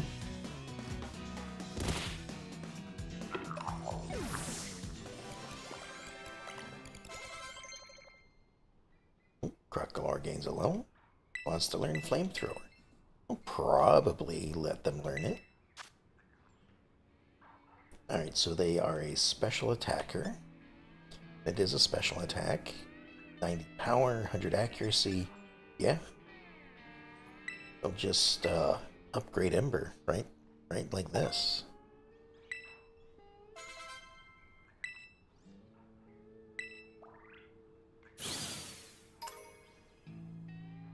Alright, that was 60 coins. Wonderful.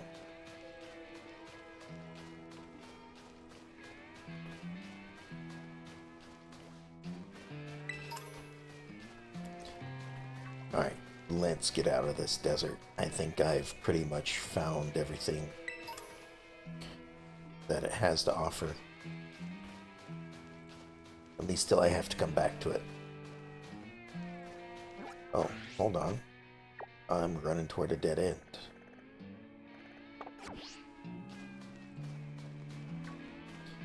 Well, we'll have to circle around. Or jump off the cliff. That probably works too. A repeat ball. Don't have many of those.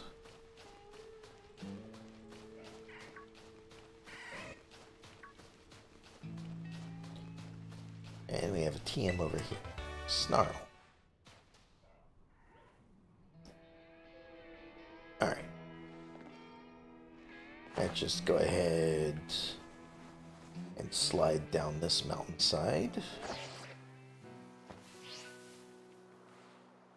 And we're back out of the desert at this point.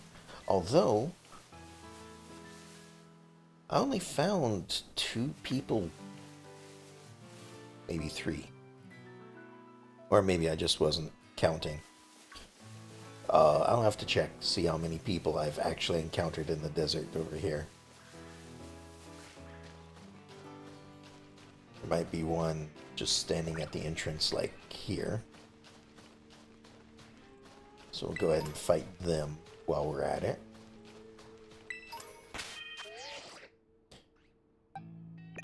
Swap you in front.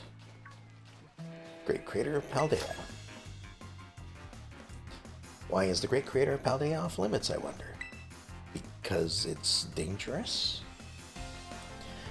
Challenged by Gregorio, the Pokemaniac.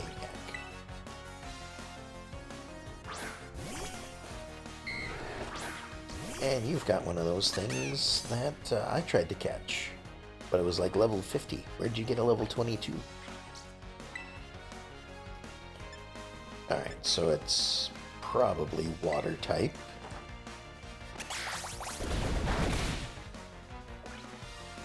not very effective.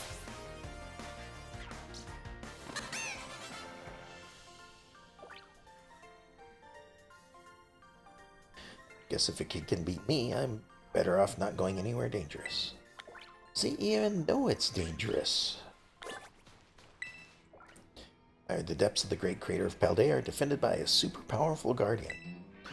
You know, if you're worried about if it's too dangerous, there's a perfect challenge for you right over there in the middle of the desert. Maybe you should try that out first before you try going into a place that's considered dangerous, like a great crater.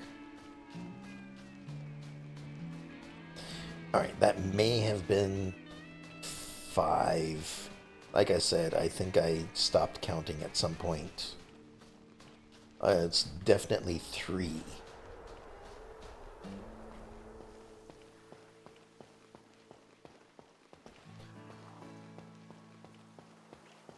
Oh, hello. What is this thing?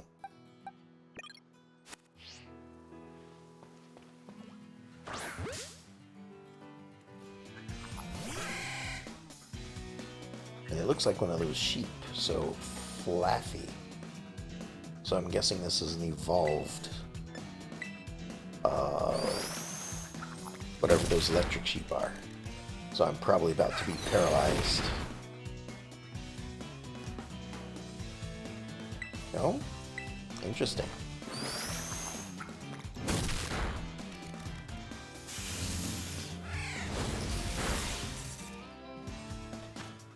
I mean, catch it quick before it paralyzes you. Oh, so close.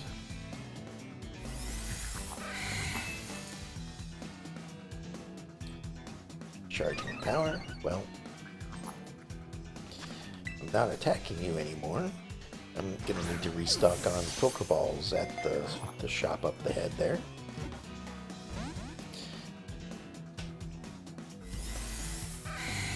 Yep, keep doing that. Do not attack me, whatever you do.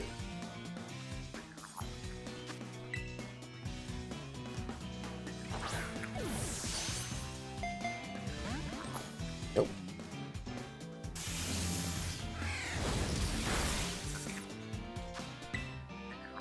Don't hit me with that stuff. I don't want to be paralyzed. There we go. Got a crit.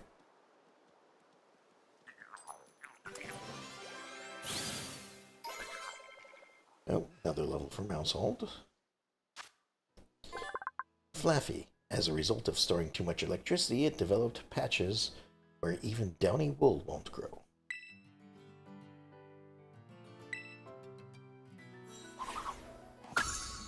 A reap is the one I was thinking of. Oh, I didn't mean to throw that, but oh well.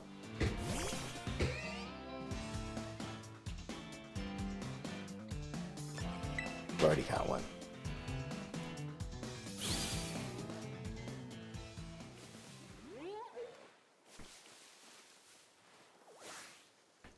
Deerling I've caught. What is this? I apparently do not know what this is.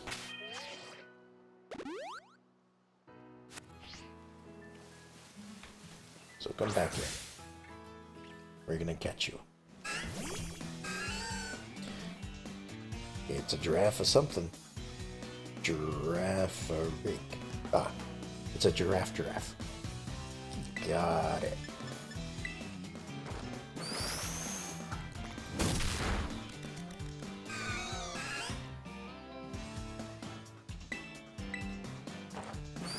Well, we'll catch one.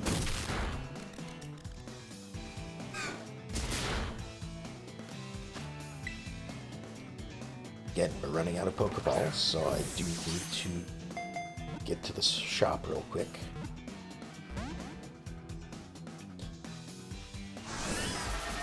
Also, these are level 25 as well, or 25-ish.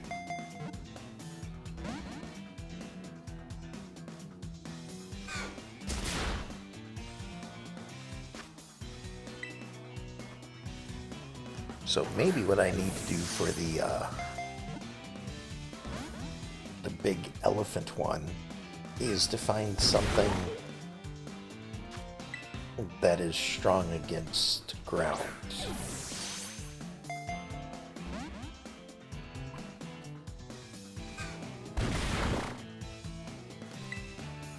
Okay, one more super fang. Because it seems to be getting out of these. Ow. And I'm almost out of Pokeballs. So I want to make sure I can catch it in the next two. There we go.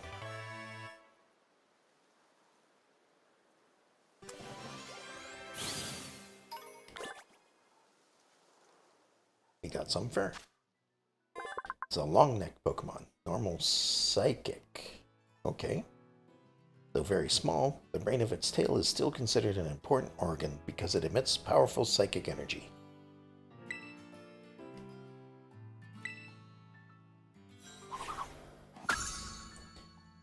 And it might have an evolution to it. Alright, we're going to head over to the Poke Center.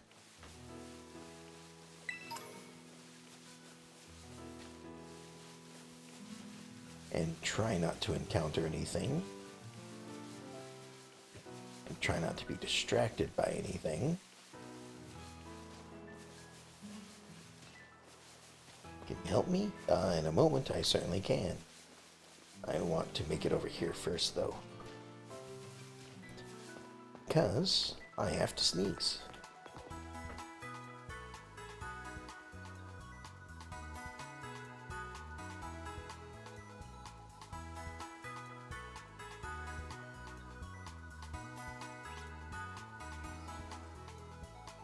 Sorry about that. Alright. So let's go ahead and heal up.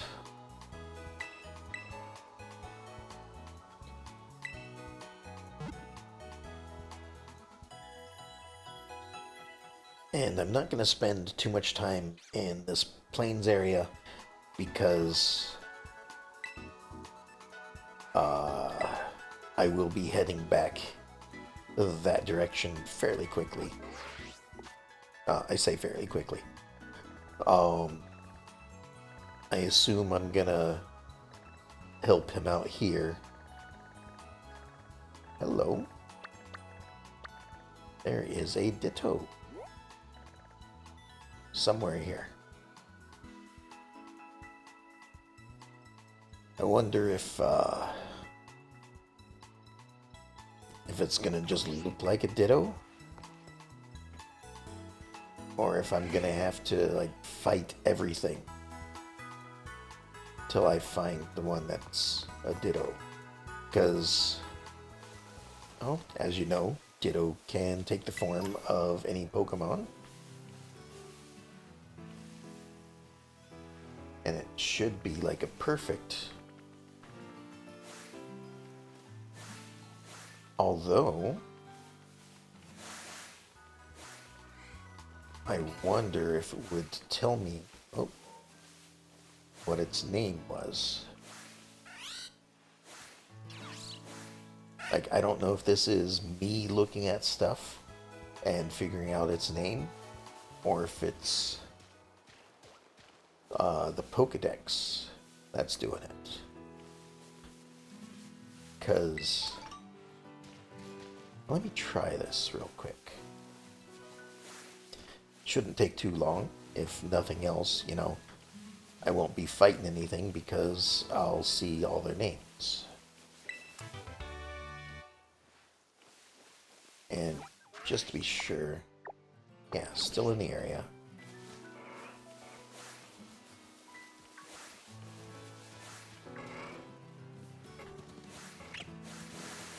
Oh. Too much switching kind of made it difficult to avoid stuff. But Mountsolt's in front, we're all good. We can just run away.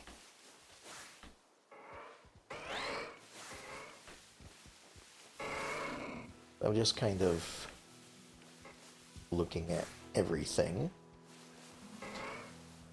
I really thought the Meowth would have been it because it seems a little out of place with all the Tauros.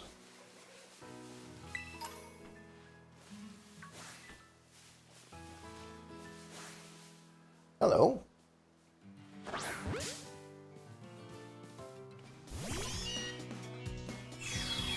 Have I encountered a Ditto before? I mean, I must have. Otherwise, those would have been, like, question marks, right?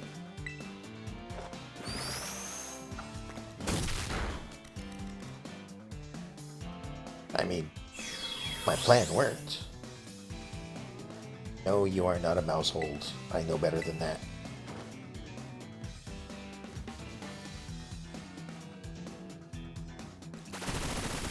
But you probably have all the moves that I do.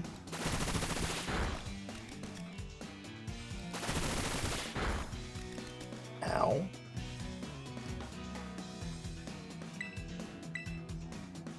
And I didn't buy any extra Pokeballs either.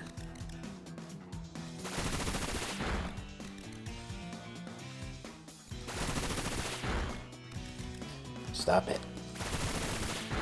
Stop hitting me. Wow. Alright. Good thing it doesn't hurt that much. Alright, maybe I should have used a quick ball. Oh well.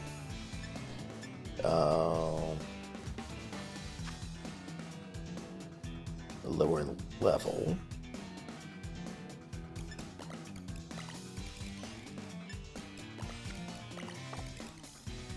Let's just go ahead and try an Ultra Ball.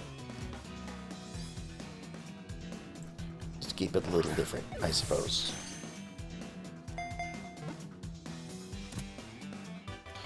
Well, and then a little crit with a catch. Wonderful. Guess I could have thrown anything.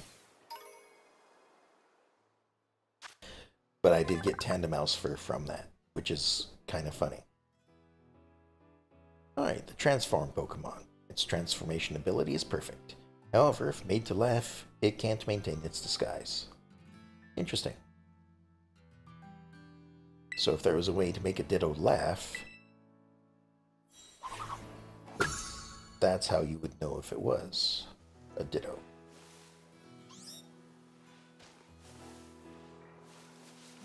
Okay, so back to the Poke Shop.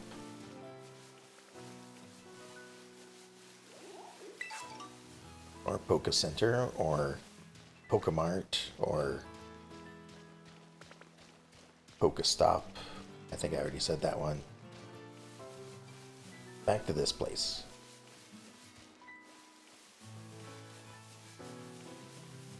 We'll heal up again, just because we got in a fight. And this time I'll try to remember to buy some more Pokeballs. Then we'll head into the town and give this poor guy his wallet back.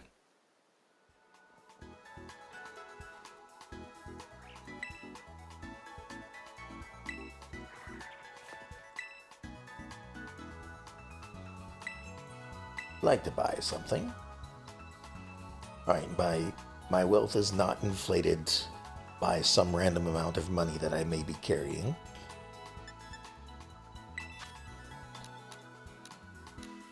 Buy another 30 Pokeballs.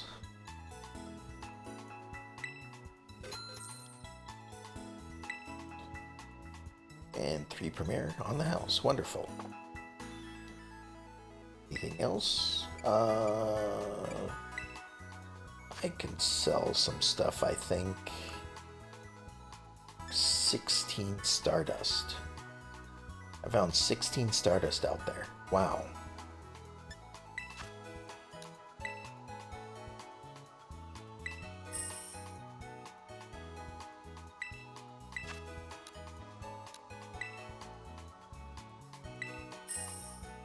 That'll cover the cost of the Pokeballs for sure.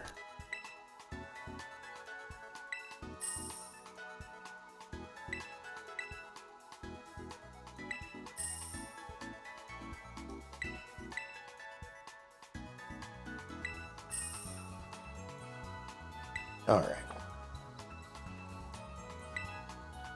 I'm good, thanks.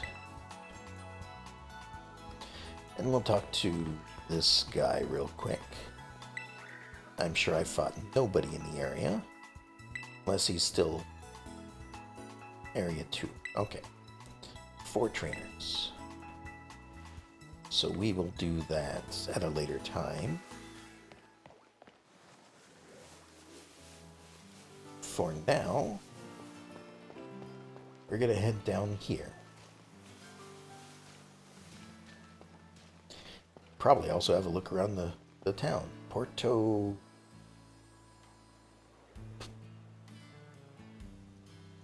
Right.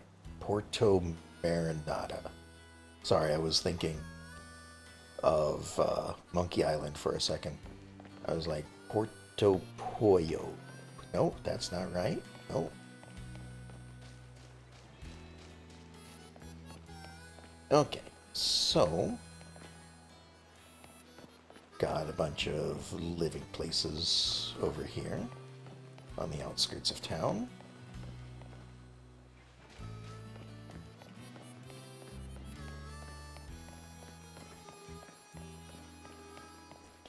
We've got... what is this, like an atrium of some sort, or... a market. Okay. What kind of shops do we have in the area? Ah, okay. So can I only just buy one thing here? Is that what's going on?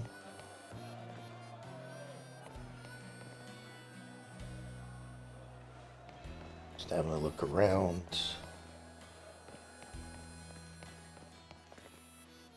Seems like the big focus of this area is the market.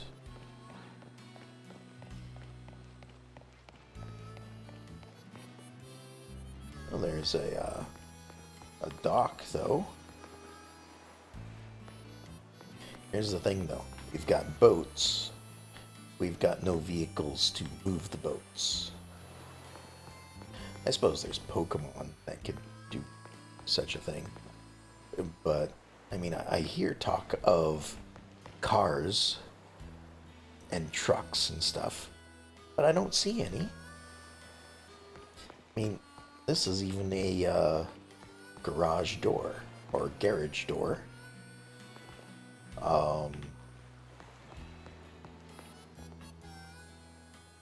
Yeah. Alright, there's mention of cars, but I don't see any. There's just bicycles. And bike Pokemon, of course.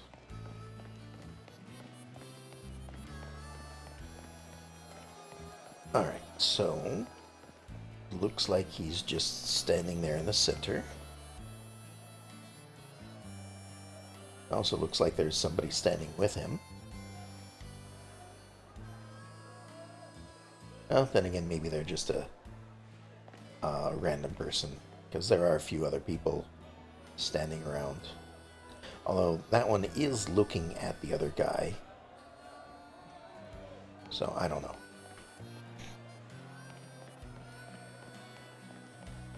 Alright, we've got some other stuff over here.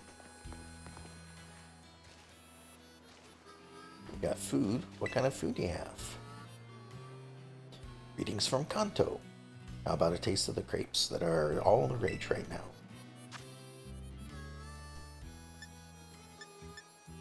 Nah, I'm good. Would you like some delicious, fresh, refreshing ice? Did you say get it while it's hot?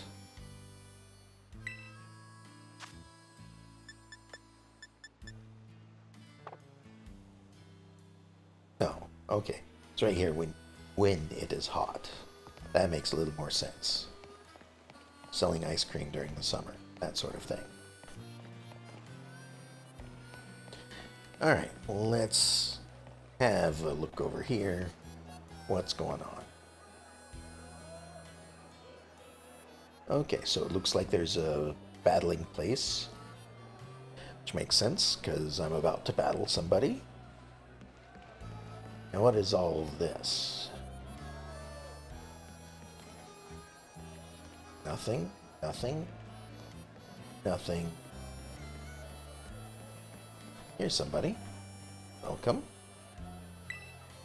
Hola. For fresh produce, look no further than Deli... Right. It's a play on words. I don't know why it took me so long to realize this. Delicioso.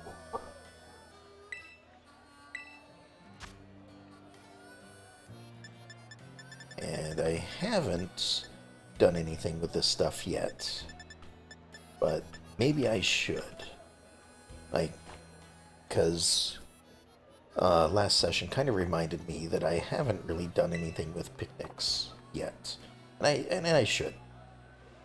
I should look into it, see what there is to do about it. Sure cans. Our can-do attitude. So just more stuff. Don't really want to buy stuff until I know what it's used for. And then some tasty feelings. So more sandwich stuff. And let me guess, sandwich stuff? Indeed. Oh, but you actually have sandwiches for sale. Okay. I guess I shouldn't have expected too much from the market. Oh well. Let's, Oh, we're getting a cutscene. Valton Veluza. Where? Where in the world? Where in the world is my wallet? Without my wallet, I won't be able to get today's hot item. It'll get bought up by somebody else. Don't worry, old man Kofu. I'll run and look for it right now. What do you want? Old man Kofu's in the middle of something super duper important in the middle of some super duper important ingredient buy-in. If you're thinking about trying to interrupt him, then I, his best apprentice, will have to stop you. Really? So do you have something super important to say to us busy folk, or what? Yeah, I suppose. I mean, it sounds like it. He needs money, and I have his money. So, yeah, this is super important. But let me guess. You're not going to believe me. Because it already seems like you have that kind of attitude. That's battle music. Super important, huh? We'll see about that. Maybe a battle will shut your mouth. Does it work vice versa? Challenged by gym trainer Hugo. Well, let's see how dangerous this is. Well, first I still have Mousehold in front, so that might not be a good thing. But we'll see.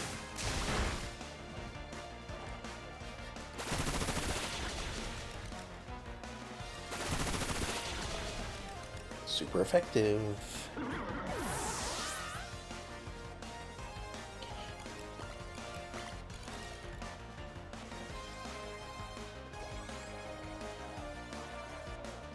Send out Clauncher. Yeah, I want to switch because I wanted Florigato in front. I had forgotten to put them in front.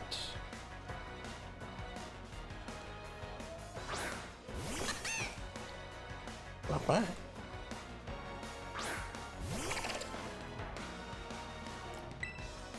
Alright, well, just go ahead and do this. And get them a ton of experience. Because Mousehold doesn't need any more. Mousehold is a high enough level as it is. Shucks. I let old man Kofu down. You let him down in what way? By letting somebody talk to him? I got 4,000 Poké Dollars from him, though. Dang it, that backfired. And now my wallet's empty too. It shouldn't be. You should only be giving me half of what you have. If you gave me all, that's your own fault. Hey, step right up and tell me, what's all the ruckus about over here? Old man Kofu, seems like this kid's got something to say to you. What's that now? A customer here for little old walletless, moneyless me? What can I do for you? I'm gonna say you forgot this rather than I have your wallet. I mean, sure, you go up to somebody and and you say, I have your wallet, to let them know that, hey, here's your wallet. But this could also be interpreted as, I have your wallet. What are you going to do about it? So I'm going to say you forgot this. Which I suppose could be interpreted in a bad way too. But there we go. Return Kofu's wallet to him. Valton Veluza, my wallet. Say what now? My lobby staffer sent you out here to bring it to me? Haha. That's a huge help. Thanks for coming all this way. I guess I should apologize for my little apprentice, too. Hope he didn't bother you too much. There's something here at the Porto Marinata. I'm going to stumble over that name every single time. Auction that we really want to get our hands on. So this is an auction. So, as you can imagine, we're both a bit worked up to find that I'd forgotten my wallet. Ladies and gents, you won't want to miss this. Here comes today's last item.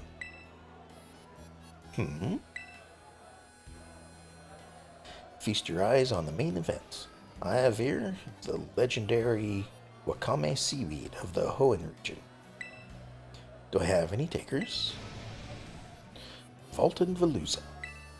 I don't even have to touch it. I can see it's got the springy texture of seaweed chock full of nutrients. And just look at it. Look how it catches the light and shines so brilliantly. Oh, and that rich, fresh aroma of something plucked straight out of the ocean. I need to get me some of that. Now listen, kid. If you want to challenge me at Cascarafa Gym, you're going to need some smarts. And this is the perfect place to test you. Get the winning bid on that seaweed for this old man. What's a winning bid? I mean, I figure I have to do the whole auction type thing. You know, probably bid low and then bid them out at the last moment or something. But let's hear what he has to say. Well, you see, here at the auction, you gotta compete with other customers for goods. You gotta be aware of how much money you have, of course, but the person... Yeah, you gotta be aware of how much money you have, of course, but the person who bids the highest price gets to buy whatever's on sale. Here you are, fighting funds for the auction. Be smart with it, and win this old man that seaweed. 50,000. Also, I thought I had already done a gym. Does this count as a second gym test? Make the winning bid at the auction. Owen's legendary wakame seaweed will start bidding at 10,000.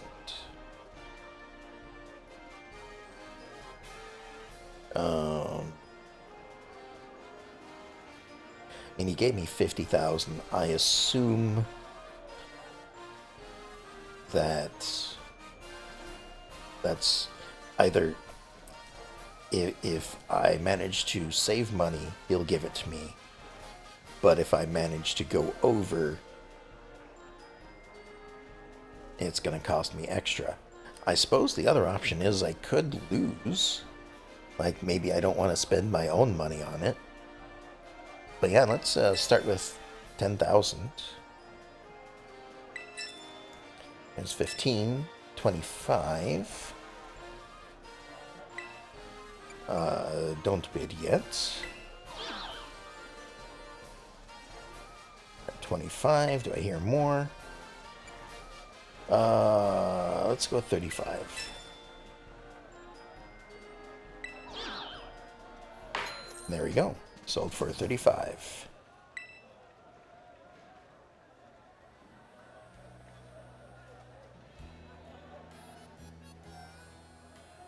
That was amazing. Sorry. I was looking at what the text said. For some reason, I thought it said sold to that old lady. And no, it was sold to the little lady. I thought that for some reason the other person had won somehow. That was amazing. You put those grown-up bidders to shame with your bidding skills. Thank you for winning that seaweed for this old man. I'll be taking it now if you don't mind. Handed the legendary seaweed to Gofu.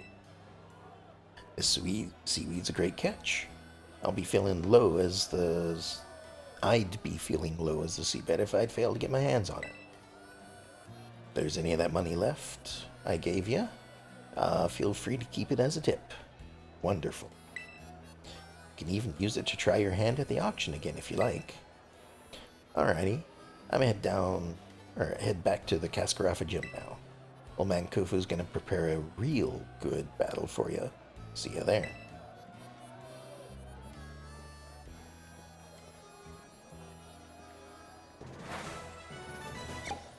And I passed the gym test. Somehow they know that from all the way over here. Also, I just remembered by the pop-ups that just showed up, I have more classes to go to at the academy. So I want to do that today as well. Okay, so was it in the center here? Ah, these guys have stuff to sell.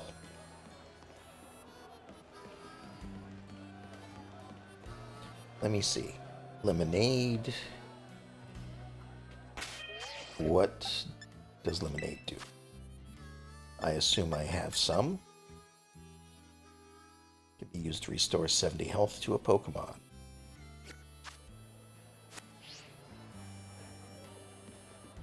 Ultra Balls? You want them? We got them. Qualot berries. What are Qualot berries? Wikiberry. If Pokemon is fed this berry, it'll grow more friendly. It'll lose base points for its defense.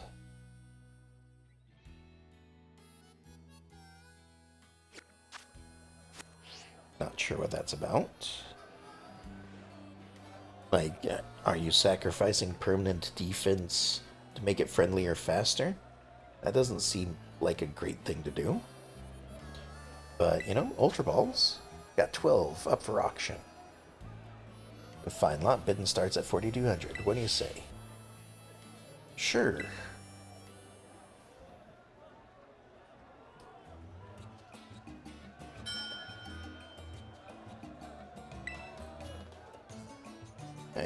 Sure, I'll start off at 4,200 just in case.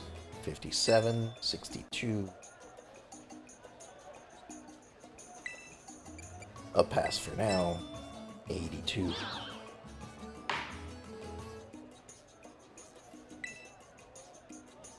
Interesting.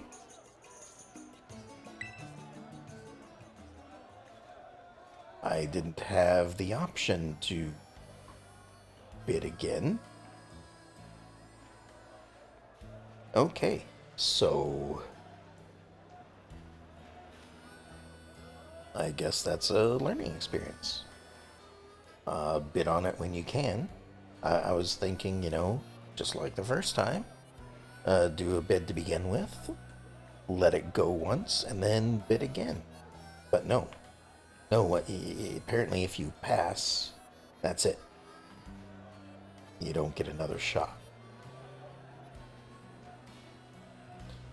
Good to know. And I don't really need lemonade or whatever these berries are for.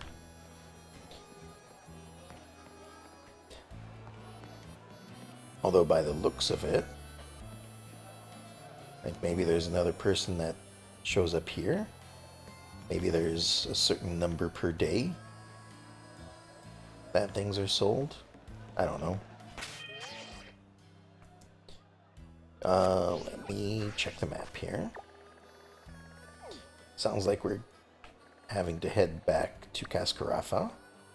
So let's go ahead and do that. Fly here. And then once we're done with the gym, we'll head back to the academy and take some classes. Alright, so first of all, we're going to put Florigato in front.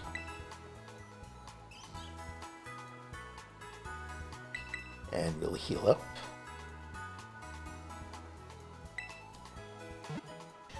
And then we'll go battle.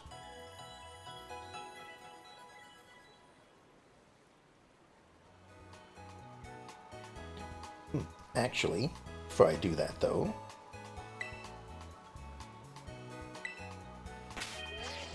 Tinkatuff is not carrying anything.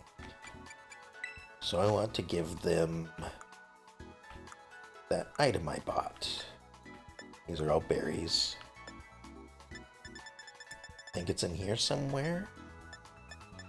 Leftovers. So they get a bit of healing in between rounds. Alright. In we go. Now, I know that there's a battle arena right here. But am I going all the way up there just to then come right back out this way?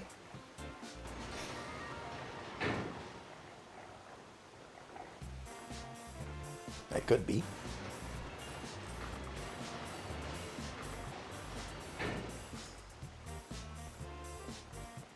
Alright, in fact I am going up 2 sets of elevators.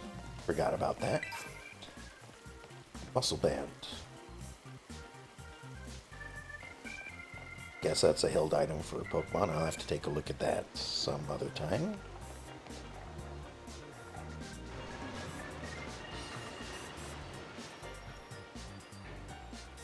Here we are.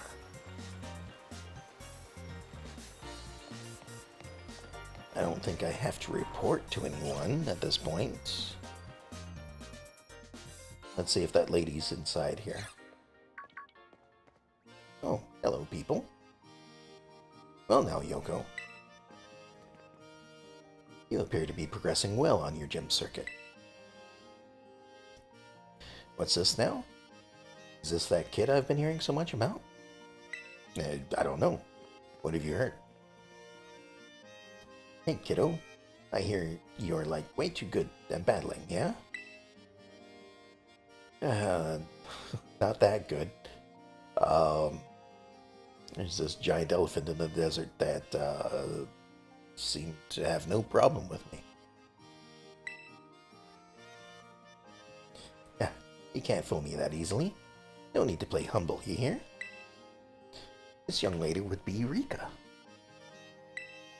Hello, Rika. That's me, Rika here at your service. And hey, I know I'm pretty, but no need to get intimidated or anything. She's a little farcical, shall we say. But like myself, she is a member of the Elite Four. Oh, okay. I suppose each one of the... I think I had theorized that every other gym I would be introduced to another of the Elite Four. And I suppose with this being my 4th gym, this would be the 2nd of the Elite Four that I'm being introduced to. What? I wasn't trying to be funny. Anyway, tell you something, kiddo. You look fun. Like, interesting. At a glance, anyway. Naturally. She is one of our Academy's esteemed students. Oh, yeah, that checks out. But the battles you'll face at these gyms really ratchet up the further you go. Indeed, your average trainer abandons the challenge at roughly this very point. But not you, right, kiddo? See you when you hit the champion assessment. You show these gyms what you've got. Champion assessment. I don't know when that is, but I'm sure somebody will tell me. Best of fortunes to you. Okay, don't, you know, give me room as you walk past. Just, sure, whatever. And again, I can't turn the camera to look around. All right, we've got everyone good enough. Should be good to go. As long as they are water Pokemon. Actually, before I do this though, let me see if I have any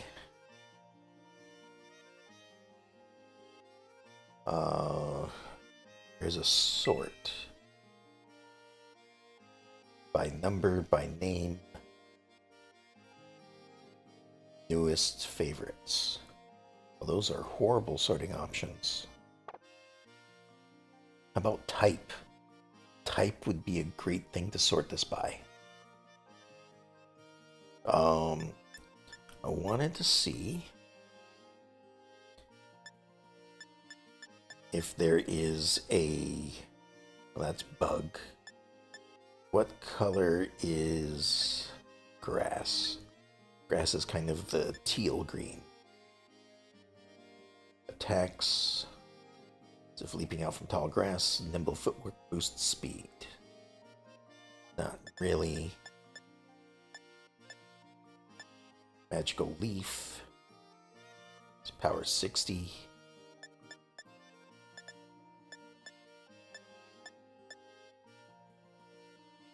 Dragon is an interesting color.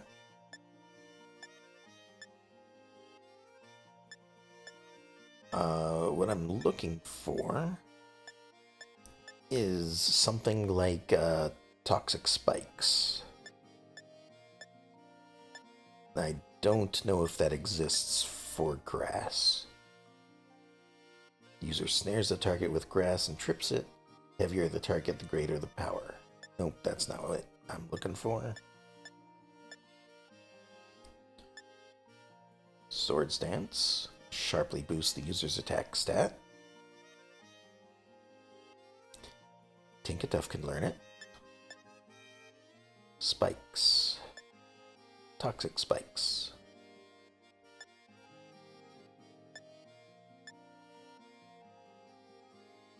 Flash cannon. Light energy and releases at once. But it is not a physical one. Grassy terrain. Restores the hit points of Pokemon on the ground a little every turn. Powers up grass type moves.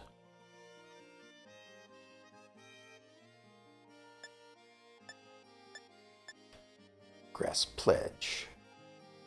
Used with its water counterpart. This move's power is boosted and a vast swamp appears. And used with its fire counterpart. Its power is boosted and a rainbow appears. So you use one and then the other? Like you have to use water and then grass? And then I assume fire? Fire, right here. Used with its grass counterpart. Moves power boosted and a vast sea of fire appears.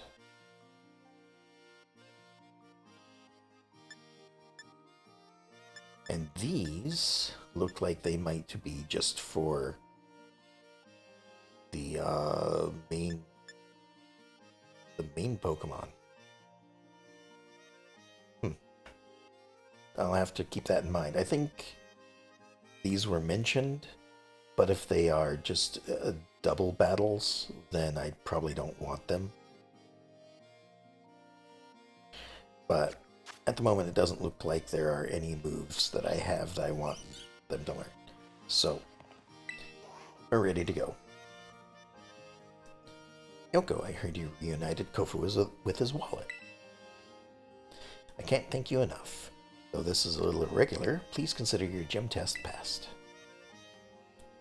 Are you ready to challenge Gym Leader Kofu, the surging chef? Yeah, let's do it. Very well. Allow me to show you the battle court. As we head back down the elevators, I assume. Right back to the center of town. Maybe. Anytime. Still loading. Yep, all the way back down here again. Alright.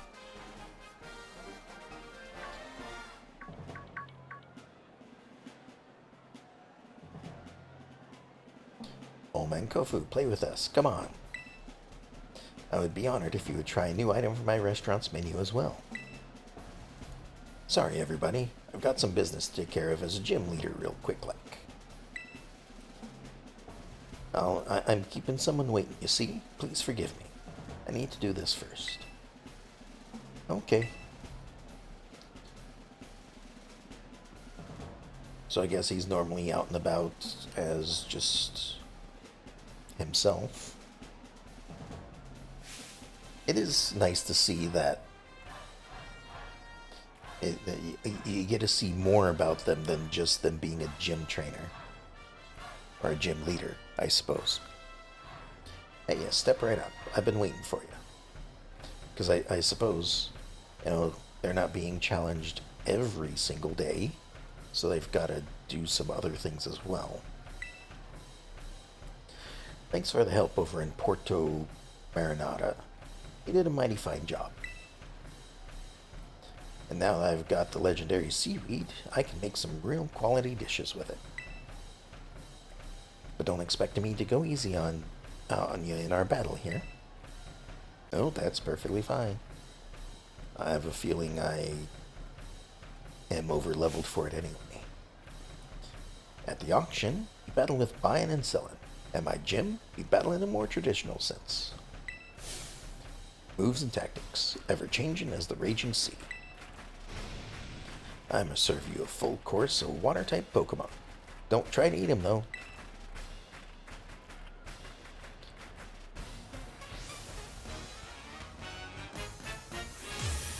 There we go.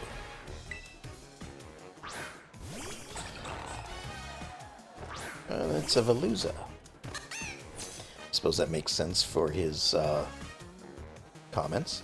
Feel a bit indebted to you, but don't expect me to go easy on you just like that. So does this Veluza know Vault? Is that a move it can learn? Alright, so we've got 3 Pokemon. I think I'm going to start with Hone Claws.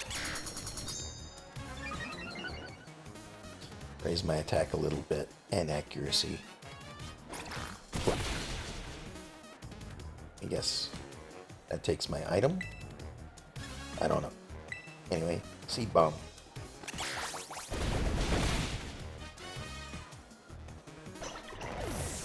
If things go well, I shouldn't be attacked again. It's about to send out a Wug Trio, which I assume is going to be water.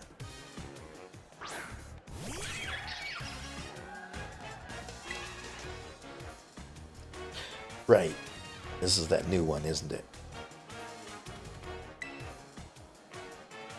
Oh, they're faster. Alright. Ow. I guess I'm not as fast as I thought.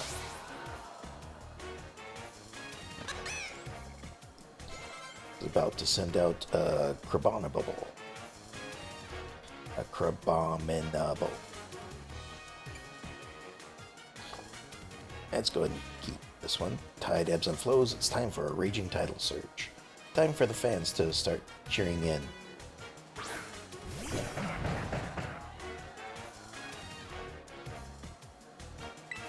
Well, let's go ahead and do this. I don't think I'm going to need it. We'll see.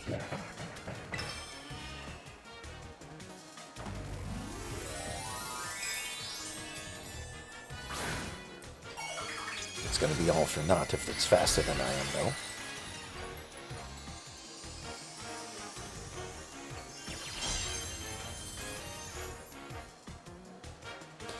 Prepare the rigging for a big transformation. My Pokemon's going to rock the boat.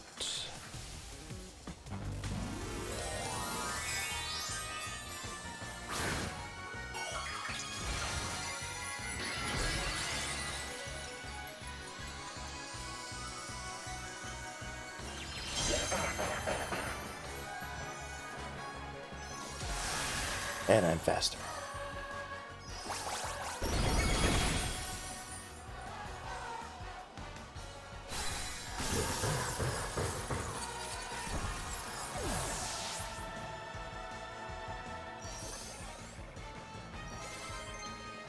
And I level up. Athena wants to learn Dazzling Gleam. Let's have a look at it. It is a special attacker, so this is good. It's 100% accurate. However, it's a fairy type. And Athena's psychic. So let's go ahead and do this.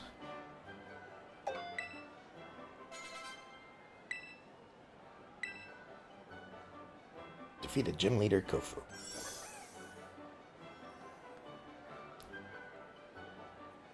Volton Veluza. You're a lively one, aren't you? A little too lively, if I do say so myself.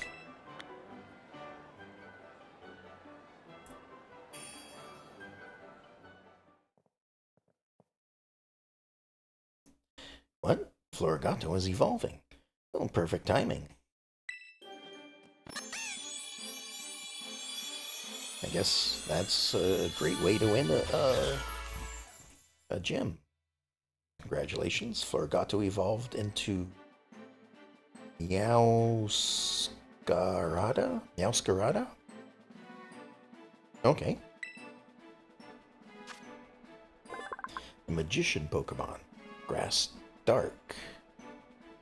This Pokemon uses the reflective fur lining its cape to camouflage the stem of its flower, creating the illusion that the flower is floating. Okay.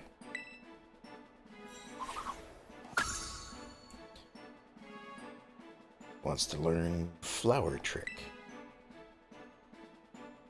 Now let's have a look at it. Well, it's Grass type. That's a good start.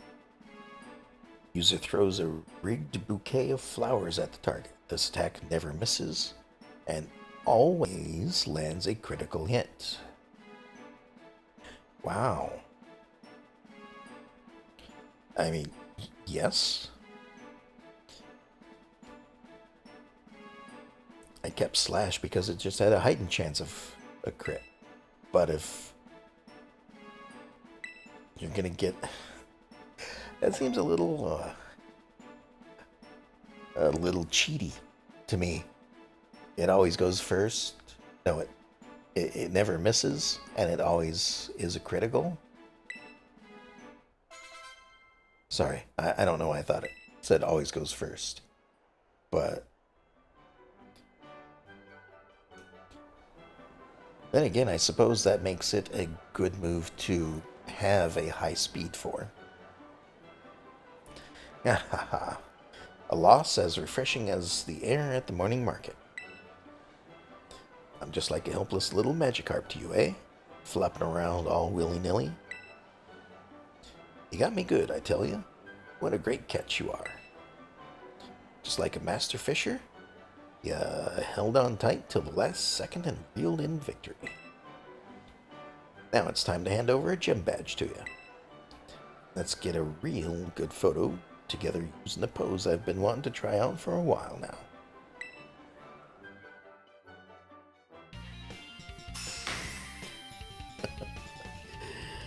I suppose. There you have it. With 4 gym badges in your possession, Pokemon of up to level 40 will be easier to catch and listen to you when you ask them to do things. Let me throw this in too as an extra special bonus. I'm sure you can make good use of it. Chilling water. Showering. It's attacks the target by showering it with water, so it's cold sap it. So cold it saps the target's power. This also lowers the target's attack stat. Alrighty, it's about time I head back to my restaurant and got to prepping the next wave. You come back to see me again now, you hear? That is a good question. Can I go back and see them again?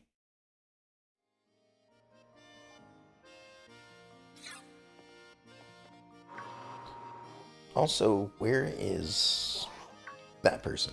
Nimona. Oh, Yoko. Hola. Caught you just as you finished up in here, huh? Nice work. That puts you 4 badges in now, right? Man, that's awesome. Can't believe you're halfway through your gym journey already. Your efforts are bearing so much fruit so quickly. Makes me want to just challenge you to a battle right here, right now. Sure. Let's do this. No?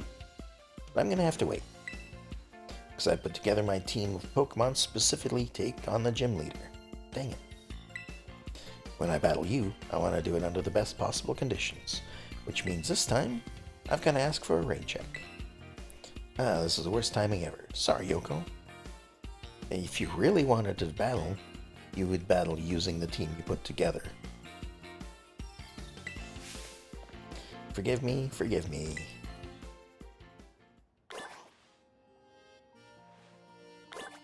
Alright. Pokedex has been updated. Things I can make has been expanded. I should take a look at that sometime. I say that, and I never do. It's because I forget. That's all it really is. I say I'm going to do it, and then I forget because I've got all these other things I need to think about as well. Alright, let's head down here. Back to the academy. I do need to heal up my Pokemon at some point.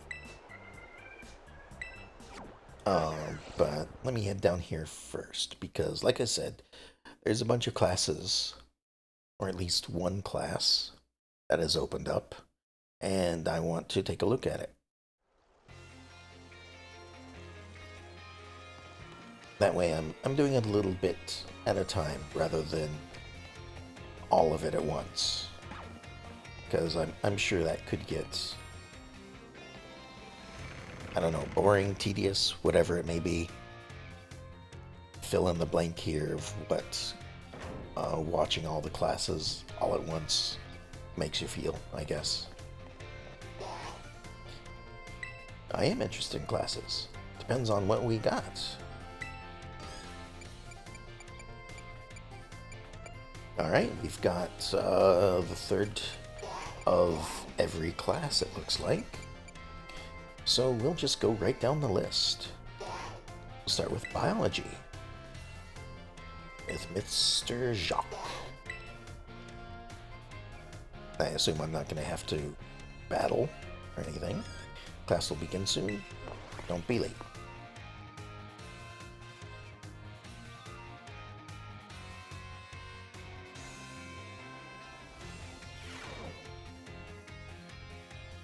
Here we are. Hello, hello. I hope everyone's ready to learn some new things today. I seem to remember teaching you all about the importance of eggs in our last class together. Did you? It's been a while, so I have certainly forgotten. On that note, is everyone using their Pokedex? It registers Pokemon born from eggs as well as those encountered via other methods, so don't you worry about that. And just so you know, I'm the one who developed the Pokedex app. But not the Pokedex. At least he is specifying the Pokedex app.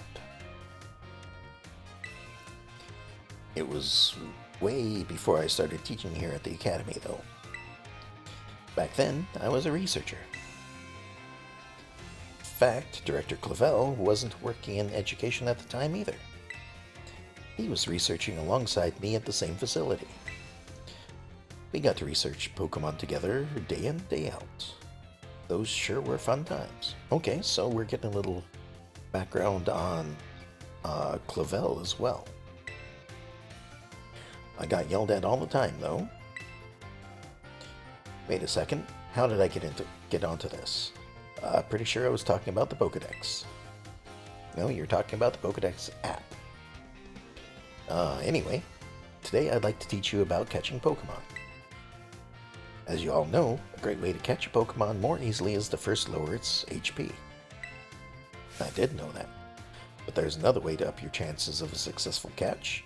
Can you guess what it is? Give the Pokemon a berry.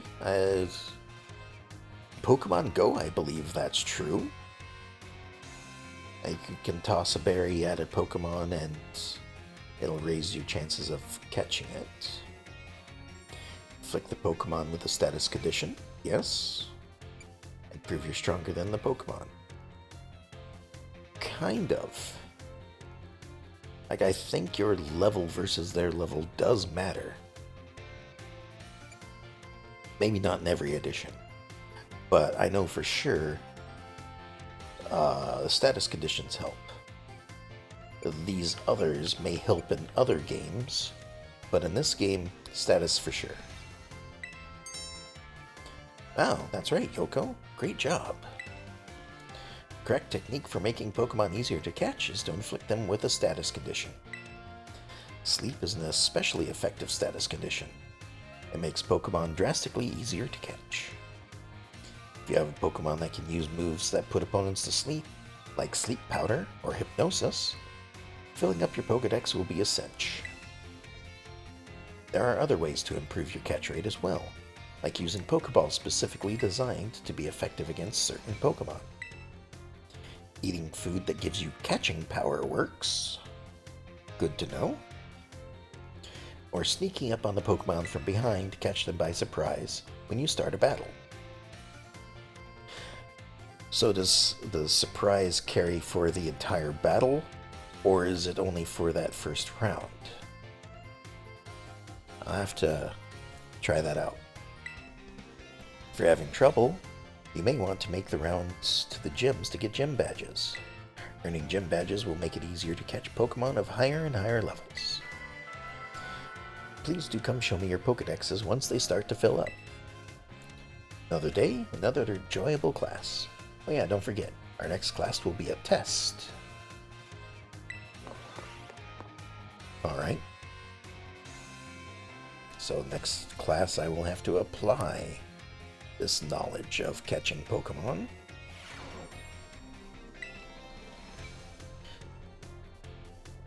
What class? Midterm. Apparently I have left this for a while now, because we're having two things. I'll give it a shot. Let's go ahead and go straight to the midterm. And hope that it's not stuff that I have forgotten. Ooh, the history ones. If there's going to be a history midterm, that's going to be a bit rough for me, I think. Hello everyone. Today is our midterm exam. Sure feels good to fill in all those empty spaces on the answer sheet, doesn't it? No?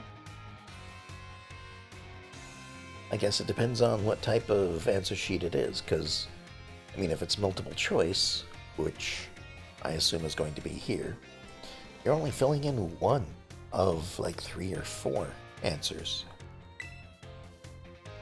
Take your time and contemplate each question carefully.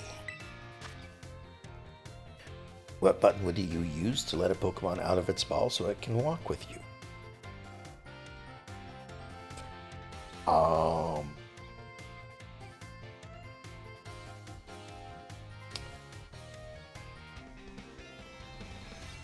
I think it's like choice A, which is the R button.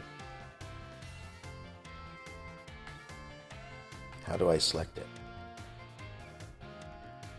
Ah, there we are. R button, I think, is the correct answer. Oh, but we don't get a no right away. Also an interesting note, the clock on the wall is actually ticking away.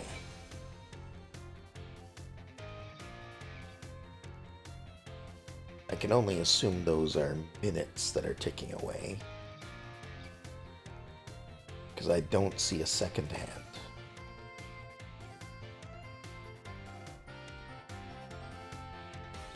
So, looks like 1 minute per second. So, an entire day takes 24 minutes?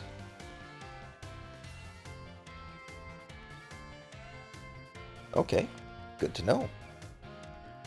Combine one letter and one number below to correctly say when and where eggs are found. What? One letter, one number. Okay, so when and where eggs are found. So during picnics or while walking, in tall grass in your basket. So it's either A2 or B1, where eggs are found.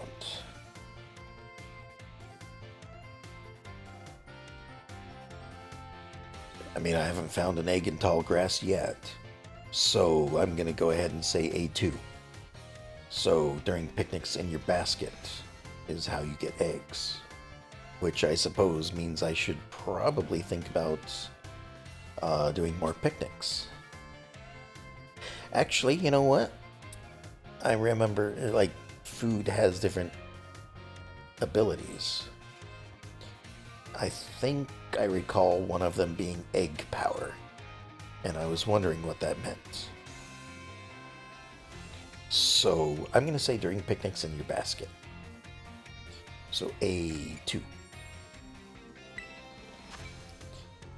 Which of the following is an effective way to warm up eggs? Walking around, probably. In Pokemon Go, you had to physically walk around in order to hatch eggs. So I'm guessing that's the correct one. But since it was, you know, based off of a GPS type thing, and GPS aren't necessarily all that accurate. Maybe they're better today, of course. But on my previous phone, I could just have my phone sitting there, and after like a half hour, it would say, "Hey, an egg hatched." I'd be like, "Great." I didn't have to go anywhere. We're gonna say walking around, because I don't think just passing time will do it, and I don't think battling does it. What will not make a Pokemon easier to catch? Giving them a berry, surprising them from behind, inflicting them with poison, using certain kinds of Pokeballs. Well, giving them a berry. Just learned that. Will make it easier to catch Pokemon of higher and higher levels. I believe you are talking about gym badges there. This question won't affect your grade. How do you like the Pokedex? Is it easy to use? I'd be happy to hear your honest opinions. It's alright. Um, I mean, yes, it's easy to use. Could use more sorting options. You know, you have A to Z and 1 to another number, I guess like 400 and something. But it'd also be able to be nice to sort them by evolution, um, maybe by type. You know, if I'm looking for plant type Pokemon or things like that. That'd be nice. So it's alright. Alright, everyone, time's up. I hope you all enjoyed tackling those questions. I wonder if that's actually like a survey question where whatever answer you give to that gets sent to people at Nintendo. And like, oh, well, people like the Pokedex or they don't like the Pokedex. Last question was something I'm personally curious to know. Don't tell the director about it, okay? I'll grade these right away. I hope you'll be looking forward to seeing how you did. As am I. I think I got it. But there were a couple I am uncertain. Feels great to get a test out of the way, doesn't it? Let's take a look at your results. You must get 3 questions correct to pass the midterm exams, and 4 questions to pass the final exams. So we are getting final exams, you say? Let's see how you did on your biology test. Answered 4 out of 5 questions correctly, so I did get one wrong. That's a passing score. Congratulations. Asked us to give this reward to any students who pass the exam. 5 experience candy. Keep doing your best. I wish you to tell me which one I got wrong, though, so I could learn from it. Like, that's the whole point of taking a test, is knowing which one you get wrong so you can actually learn. Rather than just, oh, well, one of these 5 questions was wrong. I wonder which one it is. Which one did I mess up on? Alright, well, if I say I want to revisit a class,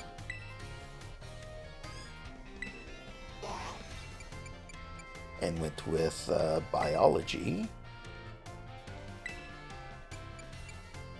you do not get to redo the test.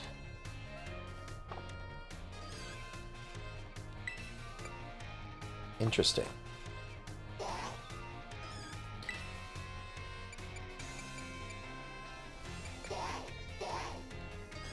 Alright then.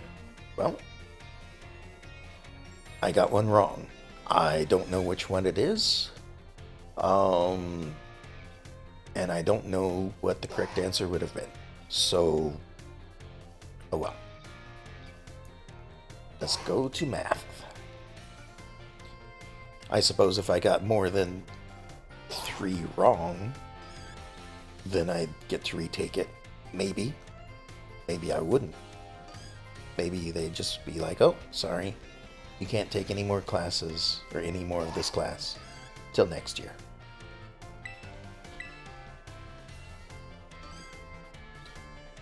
Alright, on to math.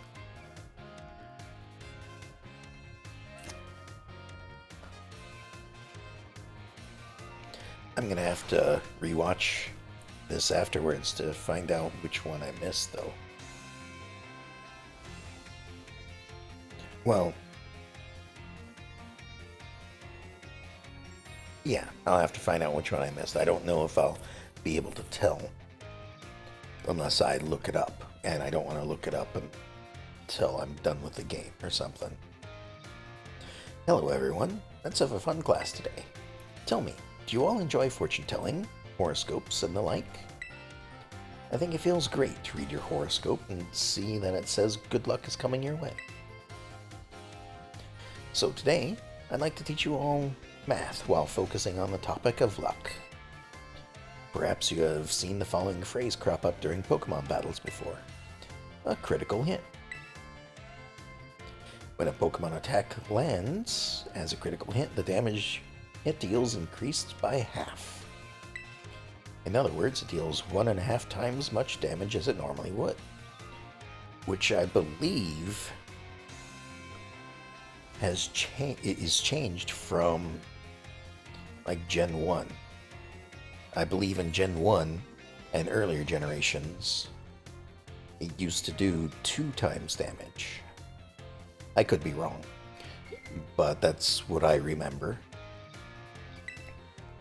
It is truly luck that determines whether your Pokemon lands a critical hit or has one landed on it. This can cause a great upset in battle.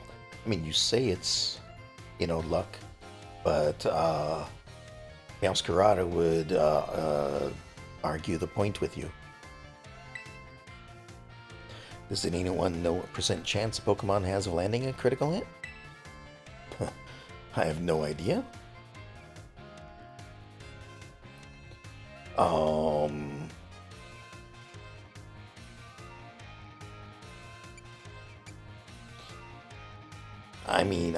It seems often enough that it'd be a 12%. But just knowing how random numbers work in a game sense, I'm gonna say 4% chance, which is 1 in 25. Because a 12% would be... what would that be?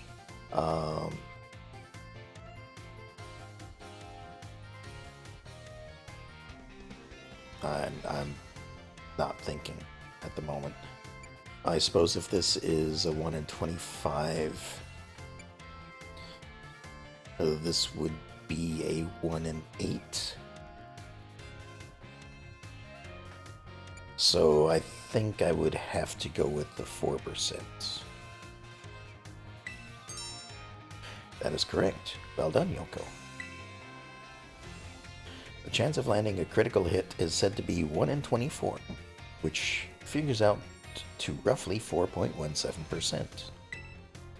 The odds are more favorable for certain moves, though. Why, moves such as Stone Edge and Shadow Claw have about a 12% chance.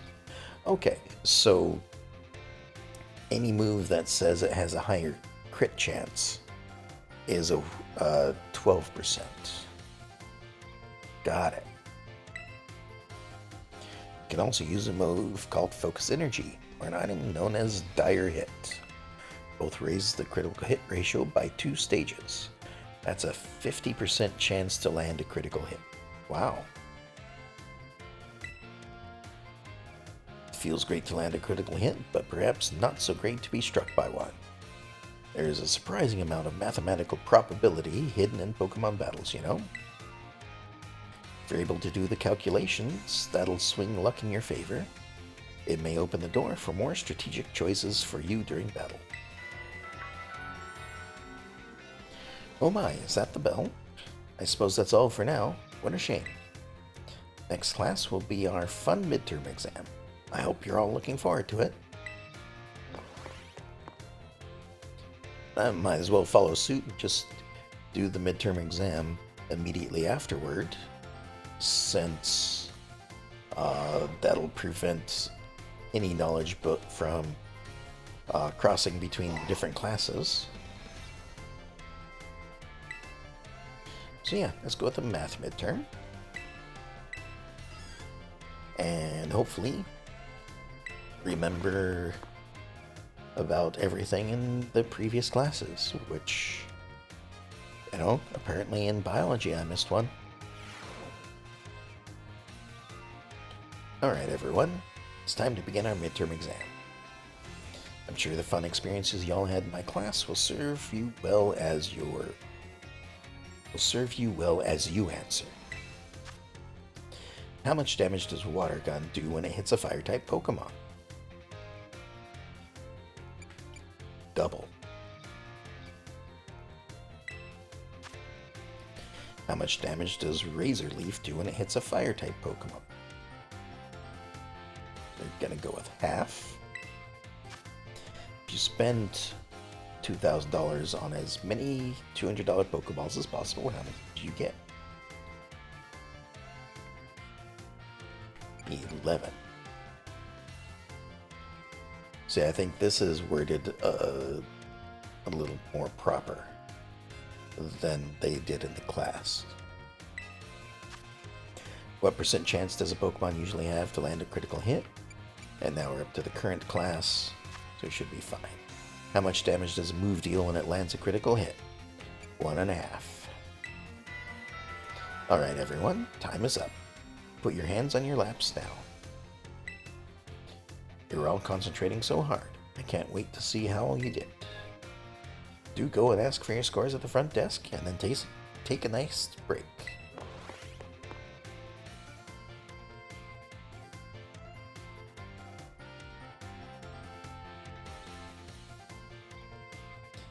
Well, hopefully I did well enough. What are the results? Yep. Gotta get 3 to pass. I answered 5 out of 5. Wonderful. And this reward for passing students, more experience candy. I will certainly make use of that.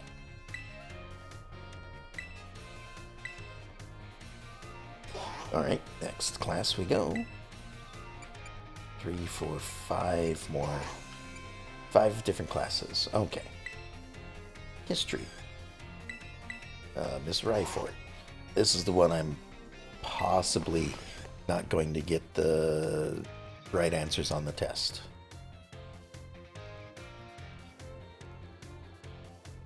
We'll see, though. Greetings, my little students. Whatever you did yesterday, it is now a part of history. Today we will continue to unravel the marvels that history has presented to us. As you should remember from our last class, Area Zero's great era of exploration began around 2,000 years ago. The era lasted for approximately 1,000 years, but not a single soul was able to venture all the way to the deepest reaches of Area Zero. Having poured so much of its human and financial resources into the exploration of Area Zero for so long, the Paldean Empire fell into decline. 200 years later, or 800 years ago, the Empire and its surrounding nations united into one entity. This was the formation of Paldea as we know it today. Ah yes, this very academy where you're now filling your young minds with knowledge was also apparently established at that time. In fact, this school building, though certainly having undergone repairs through the years, is just as it was when it was built so long ago.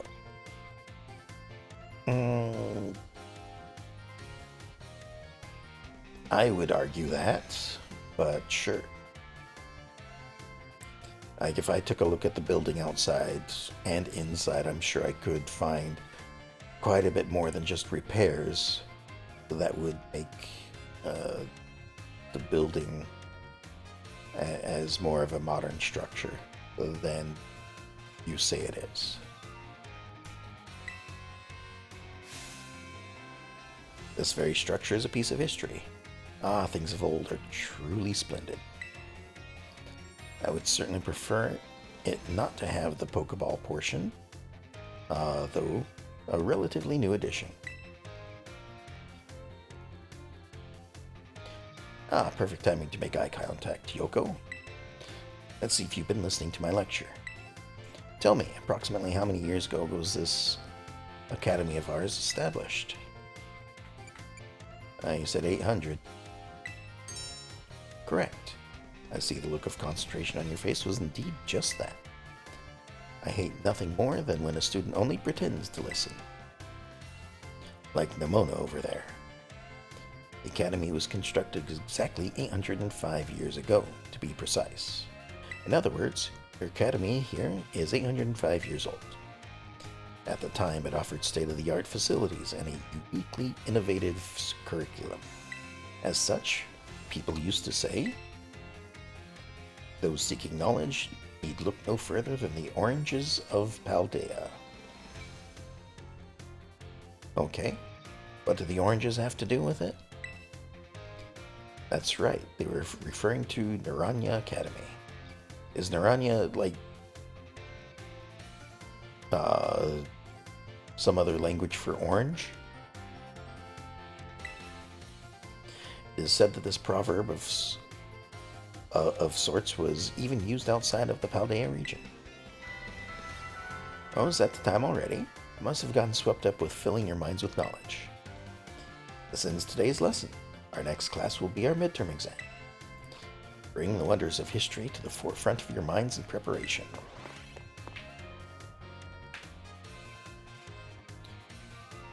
Well, we'll see how we do on this test. At least she reminded me about the whole thing starting 2,000 years ago. So yeah, midterm. I mean, I can probably get 3 of the 5. But we'll see.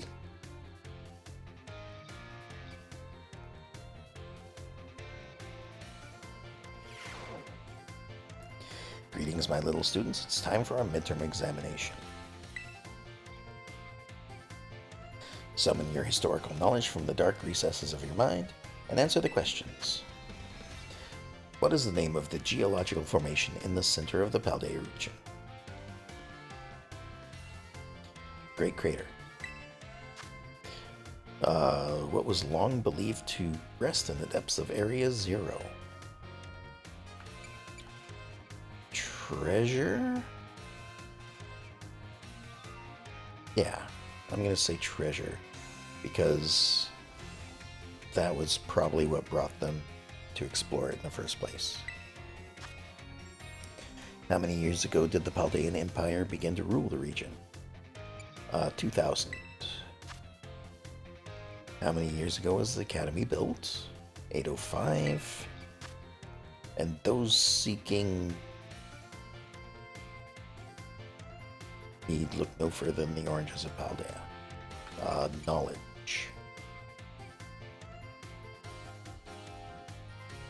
Because it is the one that's not a Triforce. Otherwise it would be wisdom. Your time is up. Put your writing utensils down. That last question was a freebie. Even the least capable of you surely padded your scores there. I sincerely hope you did, anyway. So ends our midterm examination. You may ask for your scores at the school's front desk. So I'm pretty sure I got either a 4 or a 5 there.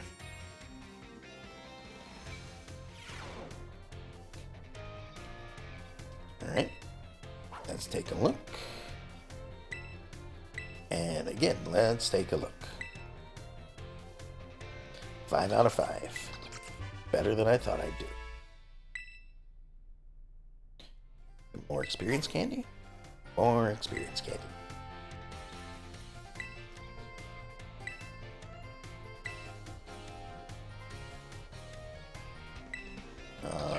Four more classes to go. And probably another 20 experience candy. Languages with Mr. Salvatore. Or possibly Mr. Salvatore. I don't know.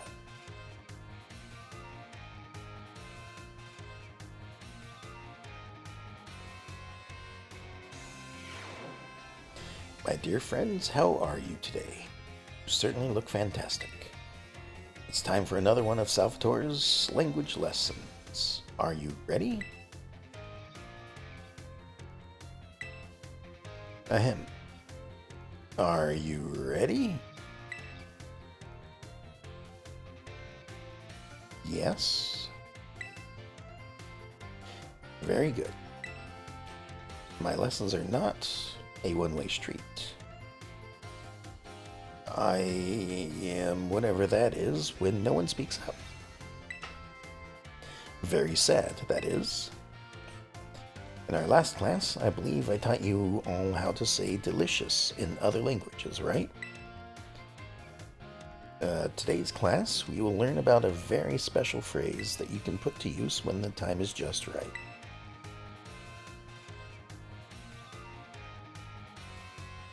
Does anyone know what these phrases mean?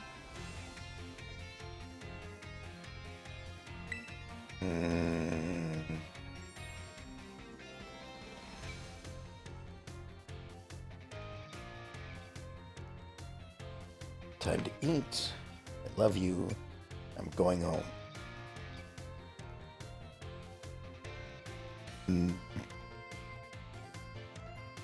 No idea.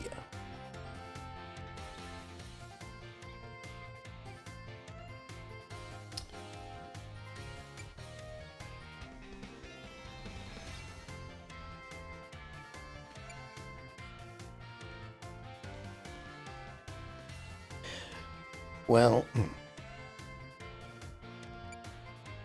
I think I'm going to go with the middle answer, because I think the first one that they say is Japanese. And if it's Japanese, then I believe I means love. I'm not certain though. But if it is Japanese, which, this is a Japanese game, so I assume at least one of these is Japanese, then it's not time to eat, because I believe that would be itadakimasu. And I know I'm not pronouncing that right, but... And... I don't know what I'm going home would be, but none of this seems like it'd be proper phrasing for I'm going home. So I'm gonna say the middle one. I love you. Fantastic, Yoko. Correct. You deserve a gold medal. These three phrases you may know, I think. Why? Because they're all quite famous ways to say I love you. Are they? I mean, I personally haven't heard any of those. It's interesting he didn't mention the one that I was trying to translate, which I thought was Japanese. Oh my, have I embarrassed you all, my friends? What shy boys and girls, that is. It's so very important to express your feelings about things to others, This is especially true for positive emotions. If you get married someday and argue with your spouse over some silly little thing, all you have to do is apologize and say I love you, and all will be well. At least, hopefully. I should know. Why, just last week I had a big argument with my dear wife. But I was quick to say I'm sorry, and all was well. And now, apropos of nothing, let me give you all of my wise words of advice. It's best to be quick to apologize when you have an argument with someone. That goes for your families, friends, and your crushes. I know you can do it. I believe in you. Our next class will be the midterm exam. Be sure to review what we've learned in all our lessons so far.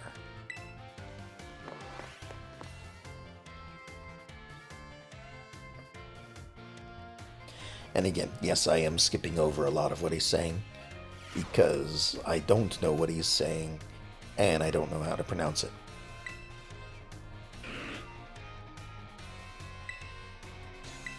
But let's try the midterm. See how bad I'm gonna do this time. Also, it's nighttime. I suppose the clock did pass midnight, didn't it? I thought it was noon, but I guess it might have been midnight.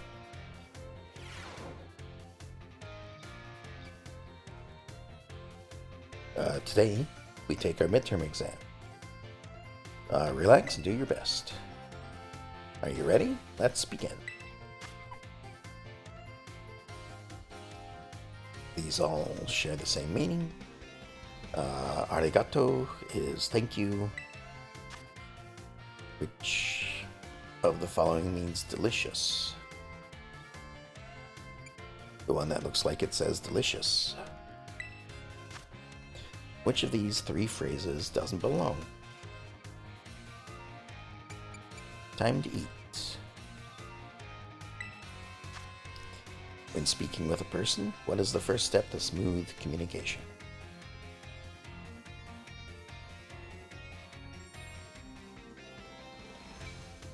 And I suppose compliment them?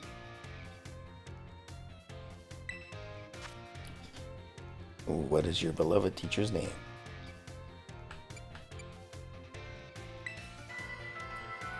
Time is up. Put down your pens. I hope that was easy enough for you, especially that last question. I'm sure y'all did great. Bravo, my friends. You can check your scores at the school front desk. Everyone's leaning over their papers, doing their test. Meanwhile, Nemona's just sitting there, hands in her lap, no test in front of her, wondering why she's excluded from the test.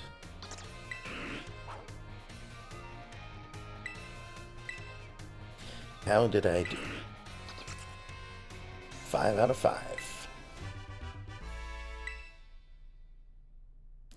So apparently biology was the only class so far that I've had any problems with.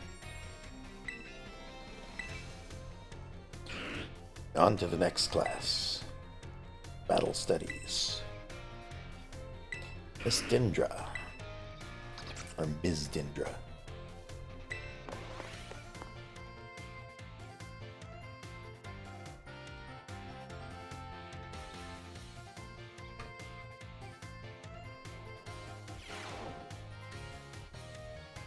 Another day, another round of battle studies. Also, let's get right to it. Looks like I've changed over to Meowscarada in front. If the Pokemon are all to our left, what is Nemona's Pokemon? Is that the Rockruff, I suppose? Last time we learned about Terra Raid battles. Did any of you have a chance to try them out? I did, in fact. Terra Pokemon are super strong, and the more difficult ones will use an even tougher tactic that you'll need to deal with. I'm talking about their Terra Shield. What happens while a Pokemon has its Terra Shield up, you ask? Well, it'll take way less damage, for one. It has a big effect on morale, too. When trainers see the shield go up, they feel doomed. Like there's no way to win the battle. So here's a question for you. If the Pokemon you're battling puts up its Terra Shield, what should you do? Call your parents. Terrestrialize and attack it. That is what I learned. That's right. You're a regular Terra Raid Battle Master, aren't you, kid? Regular attacks don't work so well against Pokemon that have their Terra Shield up, but having your Pokemon Terrestrialize is an effective method to overcome that issue. Terrestrialized Pokemon will do more damage to shielded Pokemon, especially if it uses moves that match its Terra type. Dealing enough damage to a Pokemon with its Terra Shield up can destroy the shield and break the Pokemon's stance. This means that it's important to properly time your terrestrializing in Terra Raid battles. In conclusion, as they say, fight fire with fire and Terra Pokemon with Terra Pokemon. Be sure to work together with your teammates to smash through your opponent's Terra Shield. Oh, no, it wasn't a Rockruff. It's the evolved Palmy. Rockruff is all the way over on the right side. So I guess Palmy is Nemona's signature Pokemon. Aw man, I was just about to suggest we do some hands-on practice to really drive the point home. But I guess we're out of time once again. Next class will be a midterm exam. Aim for the perfect score. You know, it would be nice if you did actually take the time to go through this sort of thing with, you know, that would be a perfect time to put in a Terra raid tutorial. You know, this is how Terra raids are gonna go. This is what you need to do in these instances. And they just didn't do that. Alright, to the midterm. I guess they didn't do that because all the other classes wouldn't have a tutorial, if that was the case.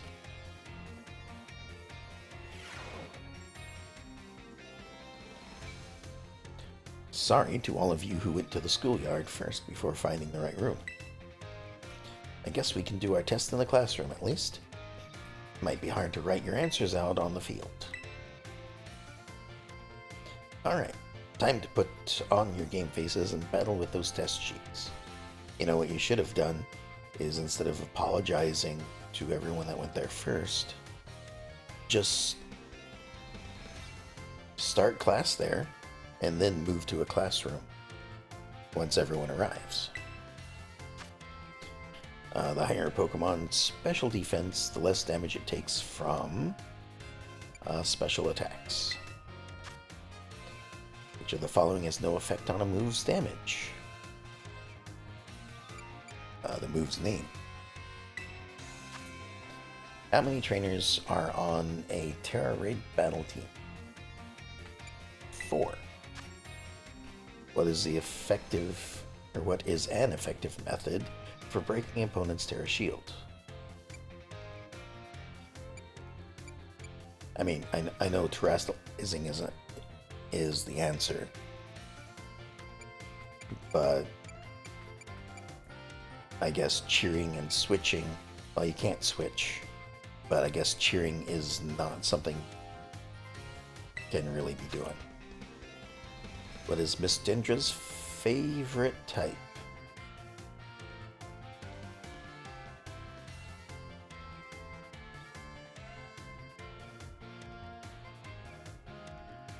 It's a good question. I don't know what that one is. I think it's fighting, but it might be psychic.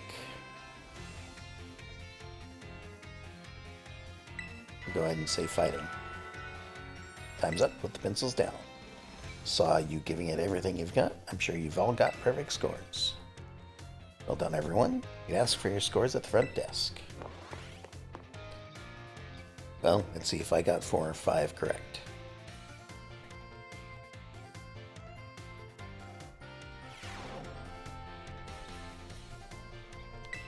Take a look at the results. And take a look at the results. Alright, fighting is the correct answer.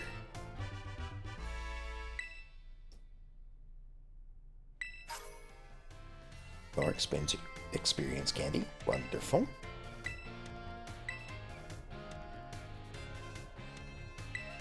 Alright, art and home neck is left. Time to say hello to Mr. Hassel. Don't be tardy.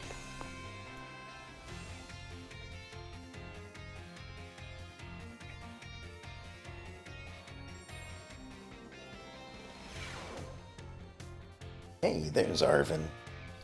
Hello, class. It is I, Hassel, yet again. I've been told that my previous lecture about the terrestrial phenomenon was very well received. Thank you all for your kind words. In fact, Ms. Dindra specifically requested I impart even more battle knowledge to my students. So, I've decided today we will take another look at how Pokemon can terrestrialize. And of course, here's Professor Gibble to help us. Now then, Professor Gibble, if you'd be so kind as to terrestrialize for us.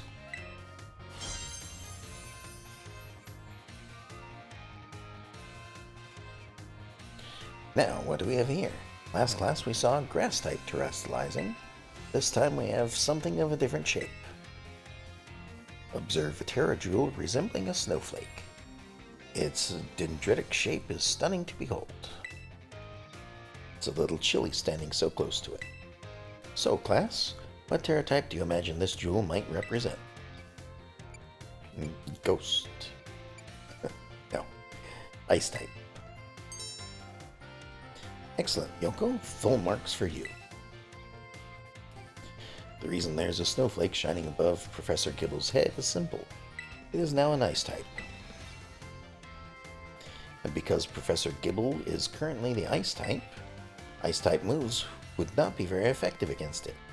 Keep in mind, usually they would deal quadruple damage to Gibble, because he's a dragon. Now, here's some trivia about snowflakes. While snowflakes come in many different shapes and sizes, most are classified as hexagons. Just think of it, snowflakes fall from the sky, taking similar shapes without anyone saying they must. Not feel the great mystery of nature? The beautiful enigma we live in? That's a bit of a tangent, but Mr. Jacques' glasses are also hexagonal, aren't they? I almost forgot to mention that you can change your Pokemon's Terra-type at the Treasure Eatery, located in Medali. Though I must say the cook there is a little prickly. You'll need to get on her good side if you want her to help. Now, come prepared for next class because it's time for your midterm examination. Thank you for today, Professor Gibble.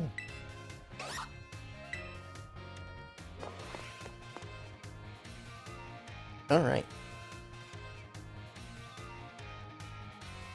Time for the midterm.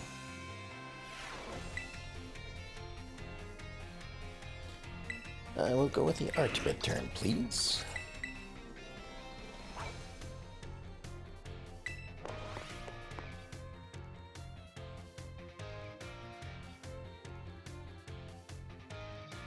Okay.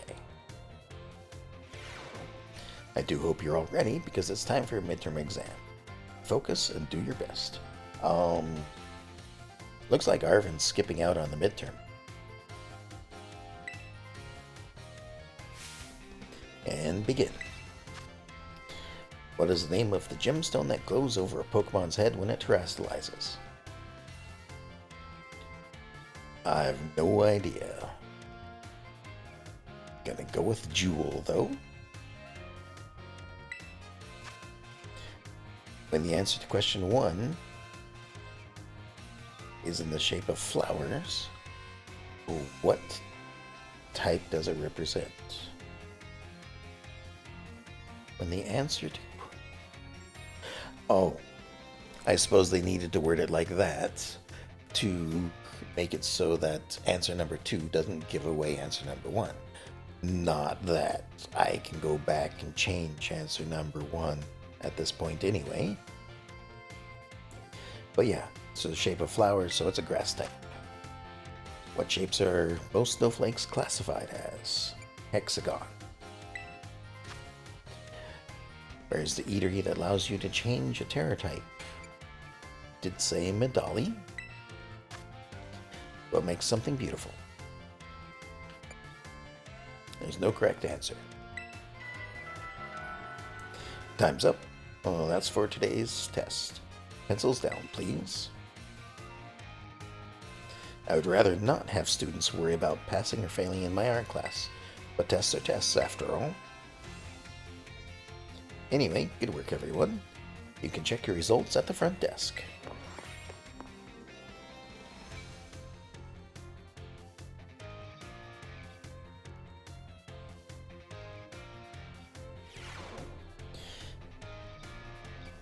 Let's take a look at the results. And let's take a look at how you did on your test. 5 out of 5.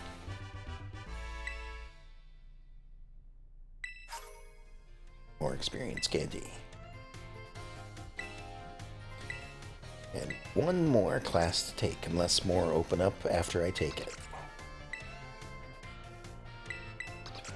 home ec with Mr. Saguaro. Or maybe Saguaro. I forgot.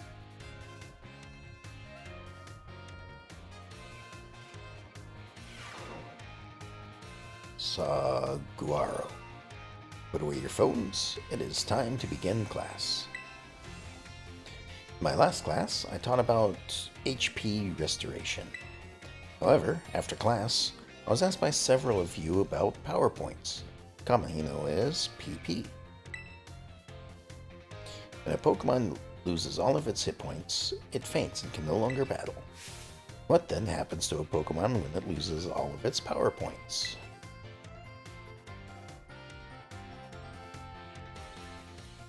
When it loses all of its power points?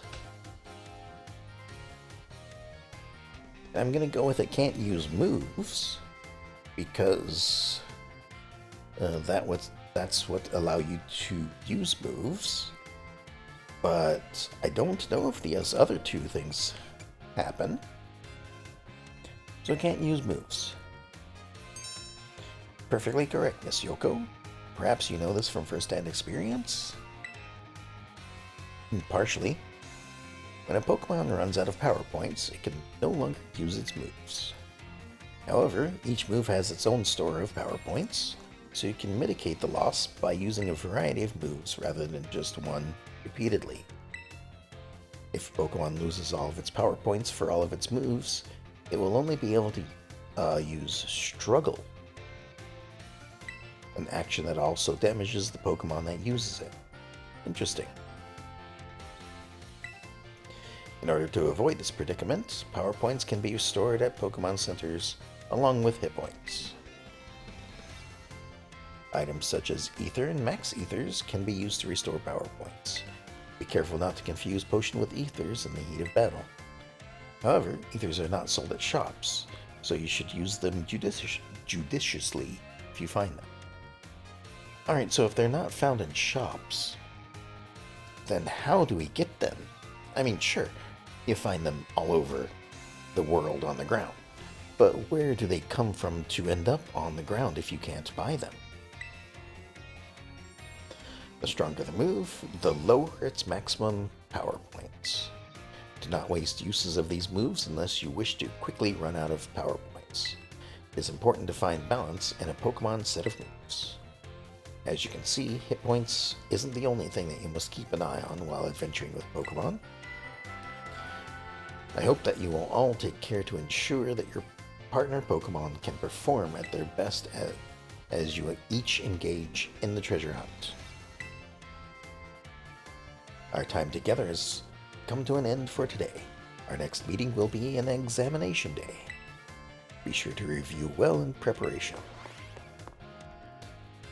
And I realize I could have gone back and taken some of those early classes to remind me of what happened in them, but I didn't think about it. And I didn't know about it until that there was a midterm till now. When we come around to the finals, though, I may just do that in between sessions, just to remind myself of what everything was. But maybe not. I don't know. We'll see. I should be fine.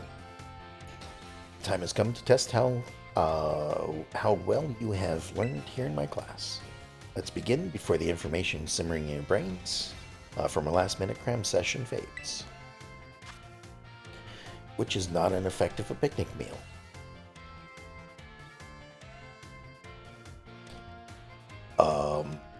I'm gonna say increasing speed.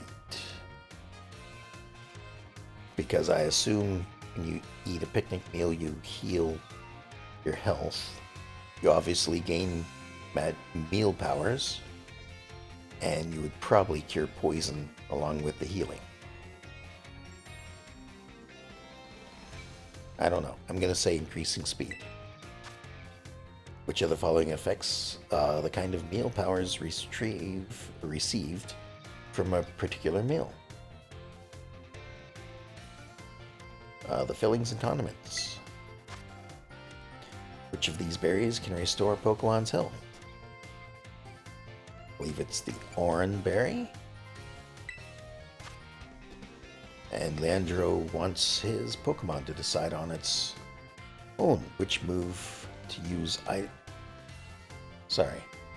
Wants his Pokemon to decide on its own when to use its item in battle, so he gave it an Oran berry. This will work as he hopes. True.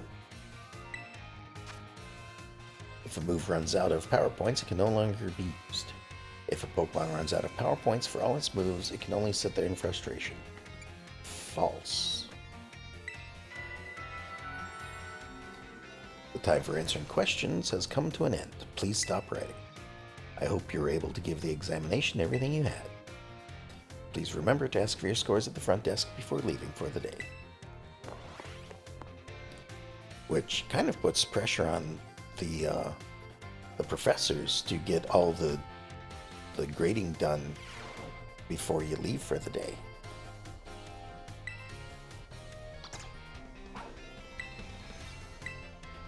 Alright, how did we do? 5 out of 5. Yeah, it looks like biology was the worst subject. Everything else got a perfect score.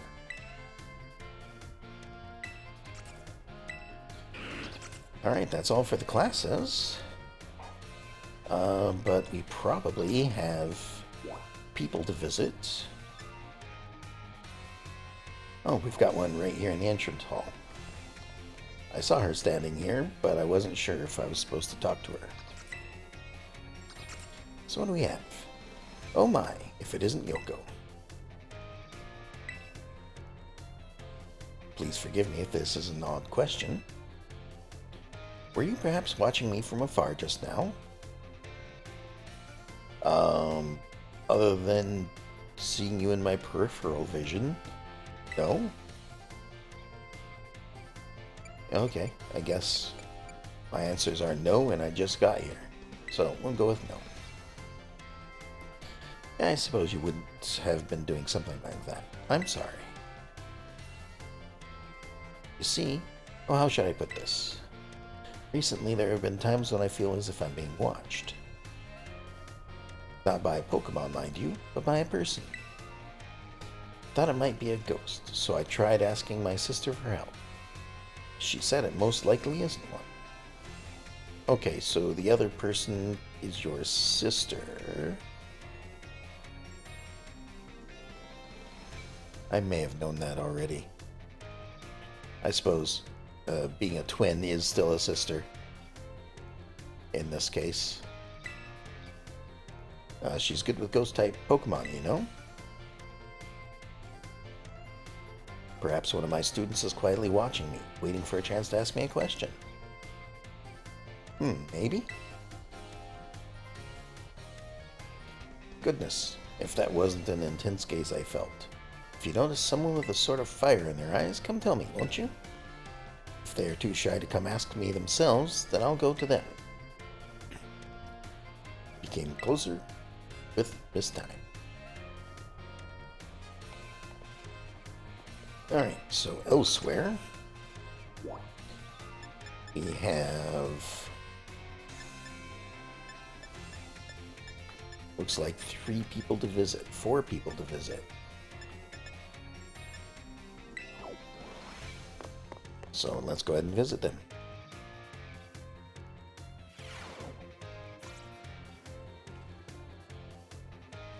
There we are. Also, new kid. Fancy meeting you here in the home economics classroom. What a coincidence, huh? What brings you here? So, well, you see, Ms. Dindra... Ms. Dindra tells me she is here for intense training in sandwich making. That's right, because previously they cooked something up for us, and I told them, no, it doesn't taste very well. Perhaps you should get some assistance with it. Well, no use hiding it now. Oh dear, I'm terribly sorry. Are you keeping this a secret? Well, I mean, not really. But it just doesn't look very cool to openly admit I'm here for intensive training, you know? Understood. I will be more careful in the future. Well, new kid, now that you know what I'm up to, I guess you'll just have to help me out with my training here. Try this sandwich. It's a result of my training so far. Mrs. Dendra's sandwich was soggy and hard to eat. Once again, the taste left much to be desired. That was my meat lover's prosciutto, the bacon and chorizo sandwich. How was it? It was a little meat heavy. Could have used some more of it. I personally wouldn't say either of these. Okay, I wouldn't say it was meat heavy, but maybe a few vegetables wouldn't hurt. Maybe lettuce.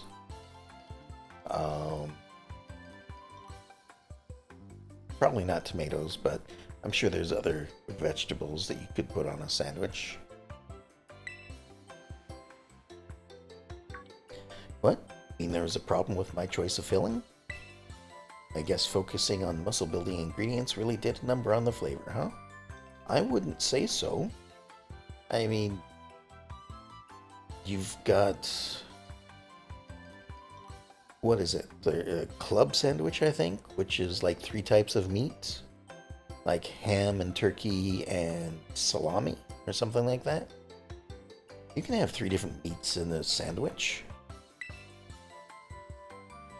Ms. Dindra, I believe a simple addition of butter would have done wonders for your sandwich. Butter helps to protect the bread from getting soggy due to the moisture of the ingredients. It can also work to enhance the sandwich's flavor. And butter, that makes sense. Thank you for teaching me that tip, Mr. Saguaro. Why didn't you tell me that while I was making the sandwich? Because by the sounds of it, you had already made it by the time you got here. Ah, well, you see, when I saw you, I had not realized you had begun your food prep. I thought you were simply trying to destroy my classroom. Wow. Well, anyway, new kid, thanks to you and Mr. Saguaro here, I may finally be getting the hang of this. Thanks for your advice. Came closer with Miss Dindra.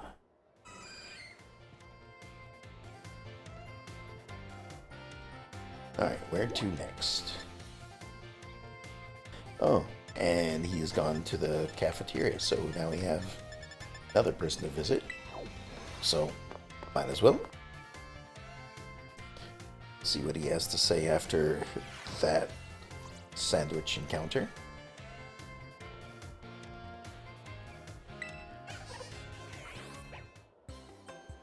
Hello, Miss Yoko of Class 1A. It has been some time since we last met. Are you here to eat as well? I just kind of wandered in. Drawn in by the irresistible aromas, I imagine. I myself am here to survey the student cafeteria, let's say. I am observing the nutritional content of the food that our students partake on a regular basis. One item on the menu that I am particularly interested in is the peanut butter sandwich. If you add some honey to it, it makes a great sandwich. It is sweet and quite delicious. Yes, perhaps I will order one right now. Oh look, it's Mr. Saguaro. He's so fashionable and cool. I guess the teachers come to the cafeteria too, huh? Do you think he'll have an egg sandwich? Oh, I see a Rotom in the background. Wonder if I can actually catch one in this. No way. If he gets anything here, it's definitely going to be something spicy, like the 5-alarm sandwich. Aye, so cool. He'll definitely get the wild and spicy 5-alarm sandwich. Could I have a 5-alarm sandwich? I do enjoy the thrill of spicy food. No, have a peanut butter sandwich.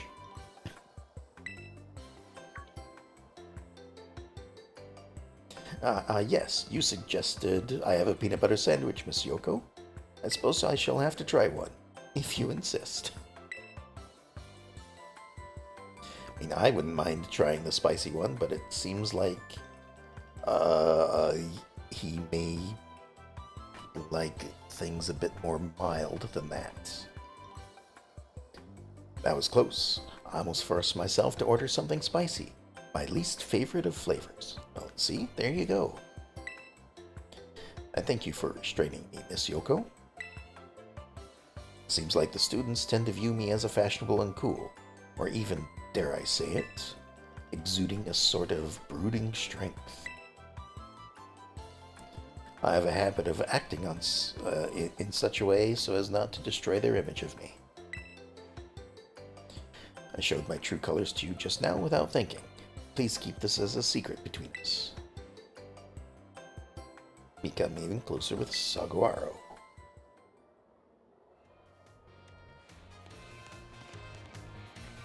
There's the door.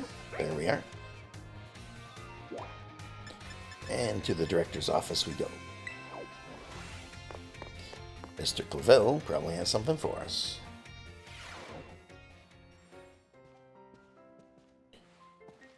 Also, whoever's doing this has 7 Pokemon. Or maybe they're just Pokeballs without Pokemon in them. But it sure would be nice to have more Pokemon on the team. Ah, Miss Yoko, how kind of you to stop by. I must say, I am pleased to see you on school grounds again. Travel and adventure certainly have their place, but it does one good to attend class as well, no? Speaking of which, there's something I would very much like to ask you. I understand you have joined a variety of classes during your time here at the Academy, but if I may ask, which of our faculty members has made the most favorable impression on you?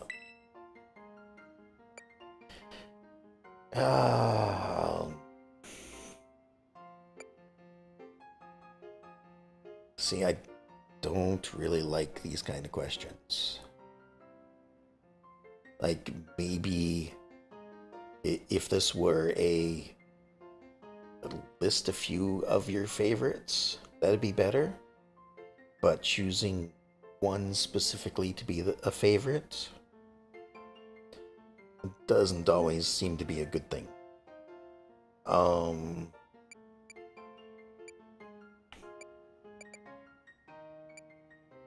So I think I'm gonna say Nurse Miriam.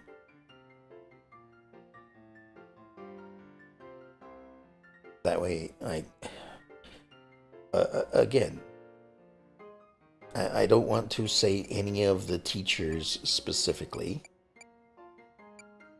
And I certainly don't want to say Director Clavel just because he's asking. I mean, I could, but by saying Director Clavel kind of makes it seem like he's asking me to say him in particular.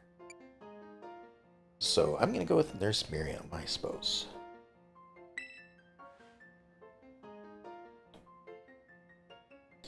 Oh, Nurse Miriam, you say. And, perhaps this will shed a favorable light on her to be able to try to become a teacher. Because that's what she's trying to do. Yes, she is a fine practitioner of medicine. Most kind and gentle soul. We are truly blessed to have so many wonderful teachers and staff members at Neurania Academy. I firmly believe that our faculty is second to none in their commitment to our students' ongoing education and well-being. Thank you very much for sharing your thoughts, Miss Yoko.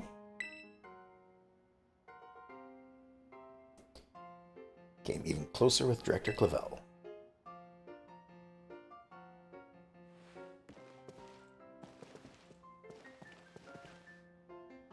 Where do I want to go? I just have one more place to go? I mean, speaking of the nurse, I haven't seen another option to visit her again. Maybe it'll pop up after visiting these two.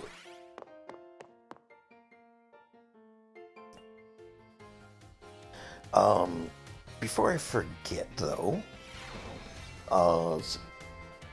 so as I've mentioned, I believe yesterday, and in my scheduled posting, I've yet to decide on what I'm doing Thursday for a game. I have said that it is likely going to be Starfield. And Starfield doesn't release until the 5th. I don't know if that's going to happen at midnight. I don't know when. But tomorrow is probably when I will make my decision on it. Again, if I feel it's good enough to stream, I mean, obviously it's good enough to stream. So many other people are streaming it already. But I'd like for it to have a chance to get its bugs taken care of, and for it to possibly have like a patch before playing it. And from what I've seen so far is, of course, you could pay your extra money to play it early, so I expect that they've gotten some feedback from that. But also, I believe that there was like early access to the game for like other streamers. Like some streamers probably got first access to the game earlier than everyone else. So by tomorrow, I think I will know for certain. And at this point, it is definitely looking favorable. So I expect Thursday I am probably going to be playing Starfield. That being said, it's a Bethesda game, and I know that I can take an extensive amount of time making characters.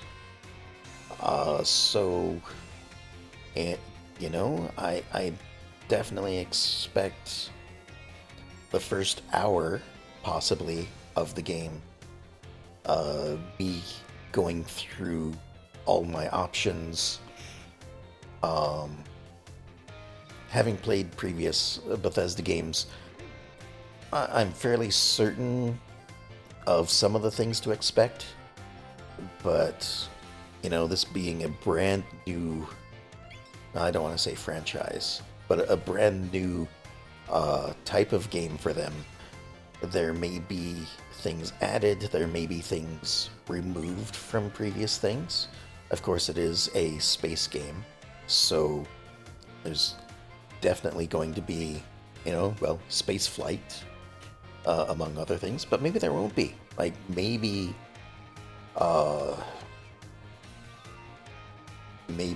you're not actually going to fly in between planets, and you're just going to choose a destination, and it's all going to be on the ground. I don't know. I haven't looked that closely at what you can do in the game because I'm trying to stay spoiler free. So, yeah, it's something I'm planning to do. Hopefully, it will work out. Anyway, on with this. We've got Mr. Hassel. Hello there, Yoko. I try to visit the schoolyard from time to time. It's good to see young ones with so much energy and vigor. You think so? Oh, yes, indeed. Just watching is enough to make even an old man like me feel more alive. Master Hessel, might I have a word? Oh, who's this?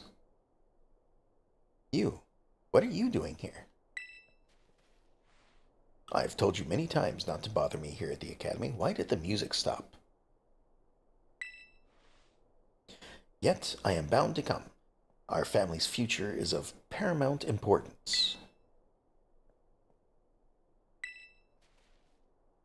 It was good speaking with you, Yoko. Something important has come up, so I must excuse myself now. Interesting. Let us discuss this matter elsewhere.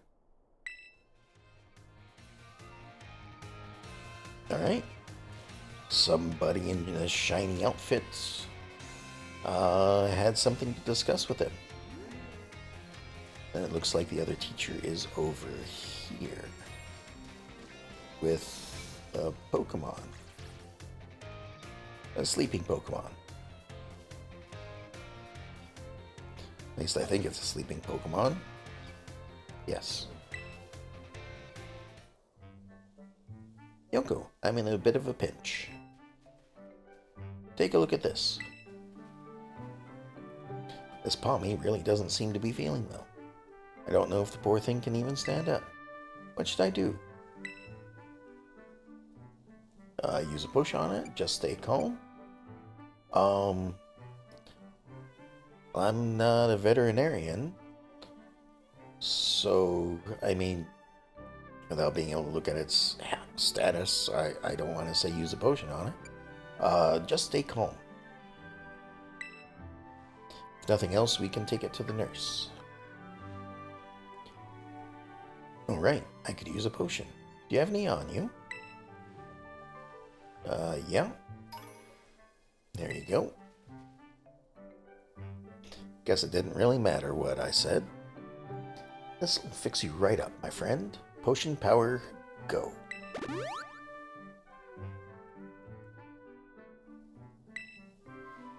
It seems to have done the trick in the nick of time. But this Pommy doesn't appear to belong to a trainer. Could a wild Pokemon have wandered onto the Academy grounds? Easily. There's so many people going through doors that Pokemon could just wander right in, I think. Still, I can't just leave it here alone with anyone to make sure it's okay. It's decided then. I, Salvatore, will just have to lend all of the helping hands I have to take care of this Pommy and touch-and-go situation. Thank you very much for your advice. Right, you need a Pokeball to borrow to catch it. Farewell. Alright then. And they're gone.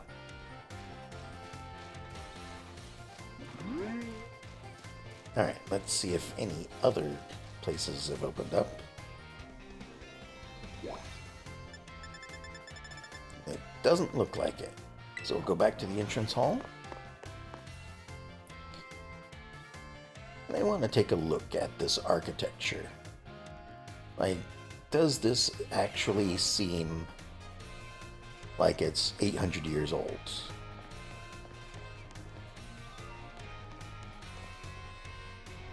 I don't know, because, well, first of all, these have to be some very sturdy bookshelves, or they're just for display, because those are definitely structural support pillars. And I don't think that wood would be enough to hold it all up.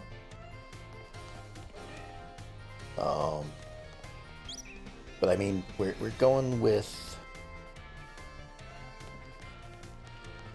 I don't know, would this be, I suppose, somewhat Roman architecture? Because they have arches. I don't really know my architecture all that well, but like it, Greek architecture wouldn't have the arches, to my knowledge. And then it's just all brickwork,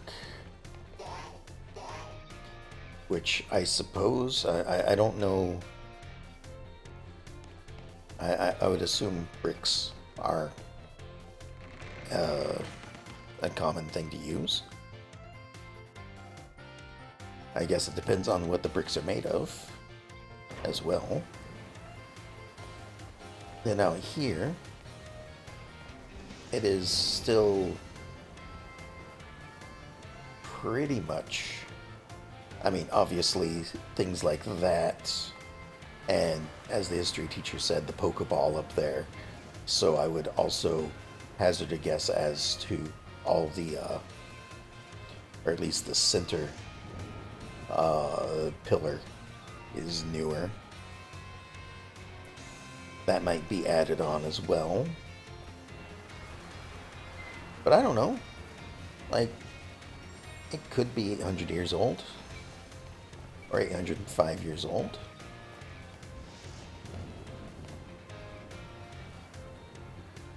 Sure. Let's go with that. 800 years old. Giant windows. Made of brick.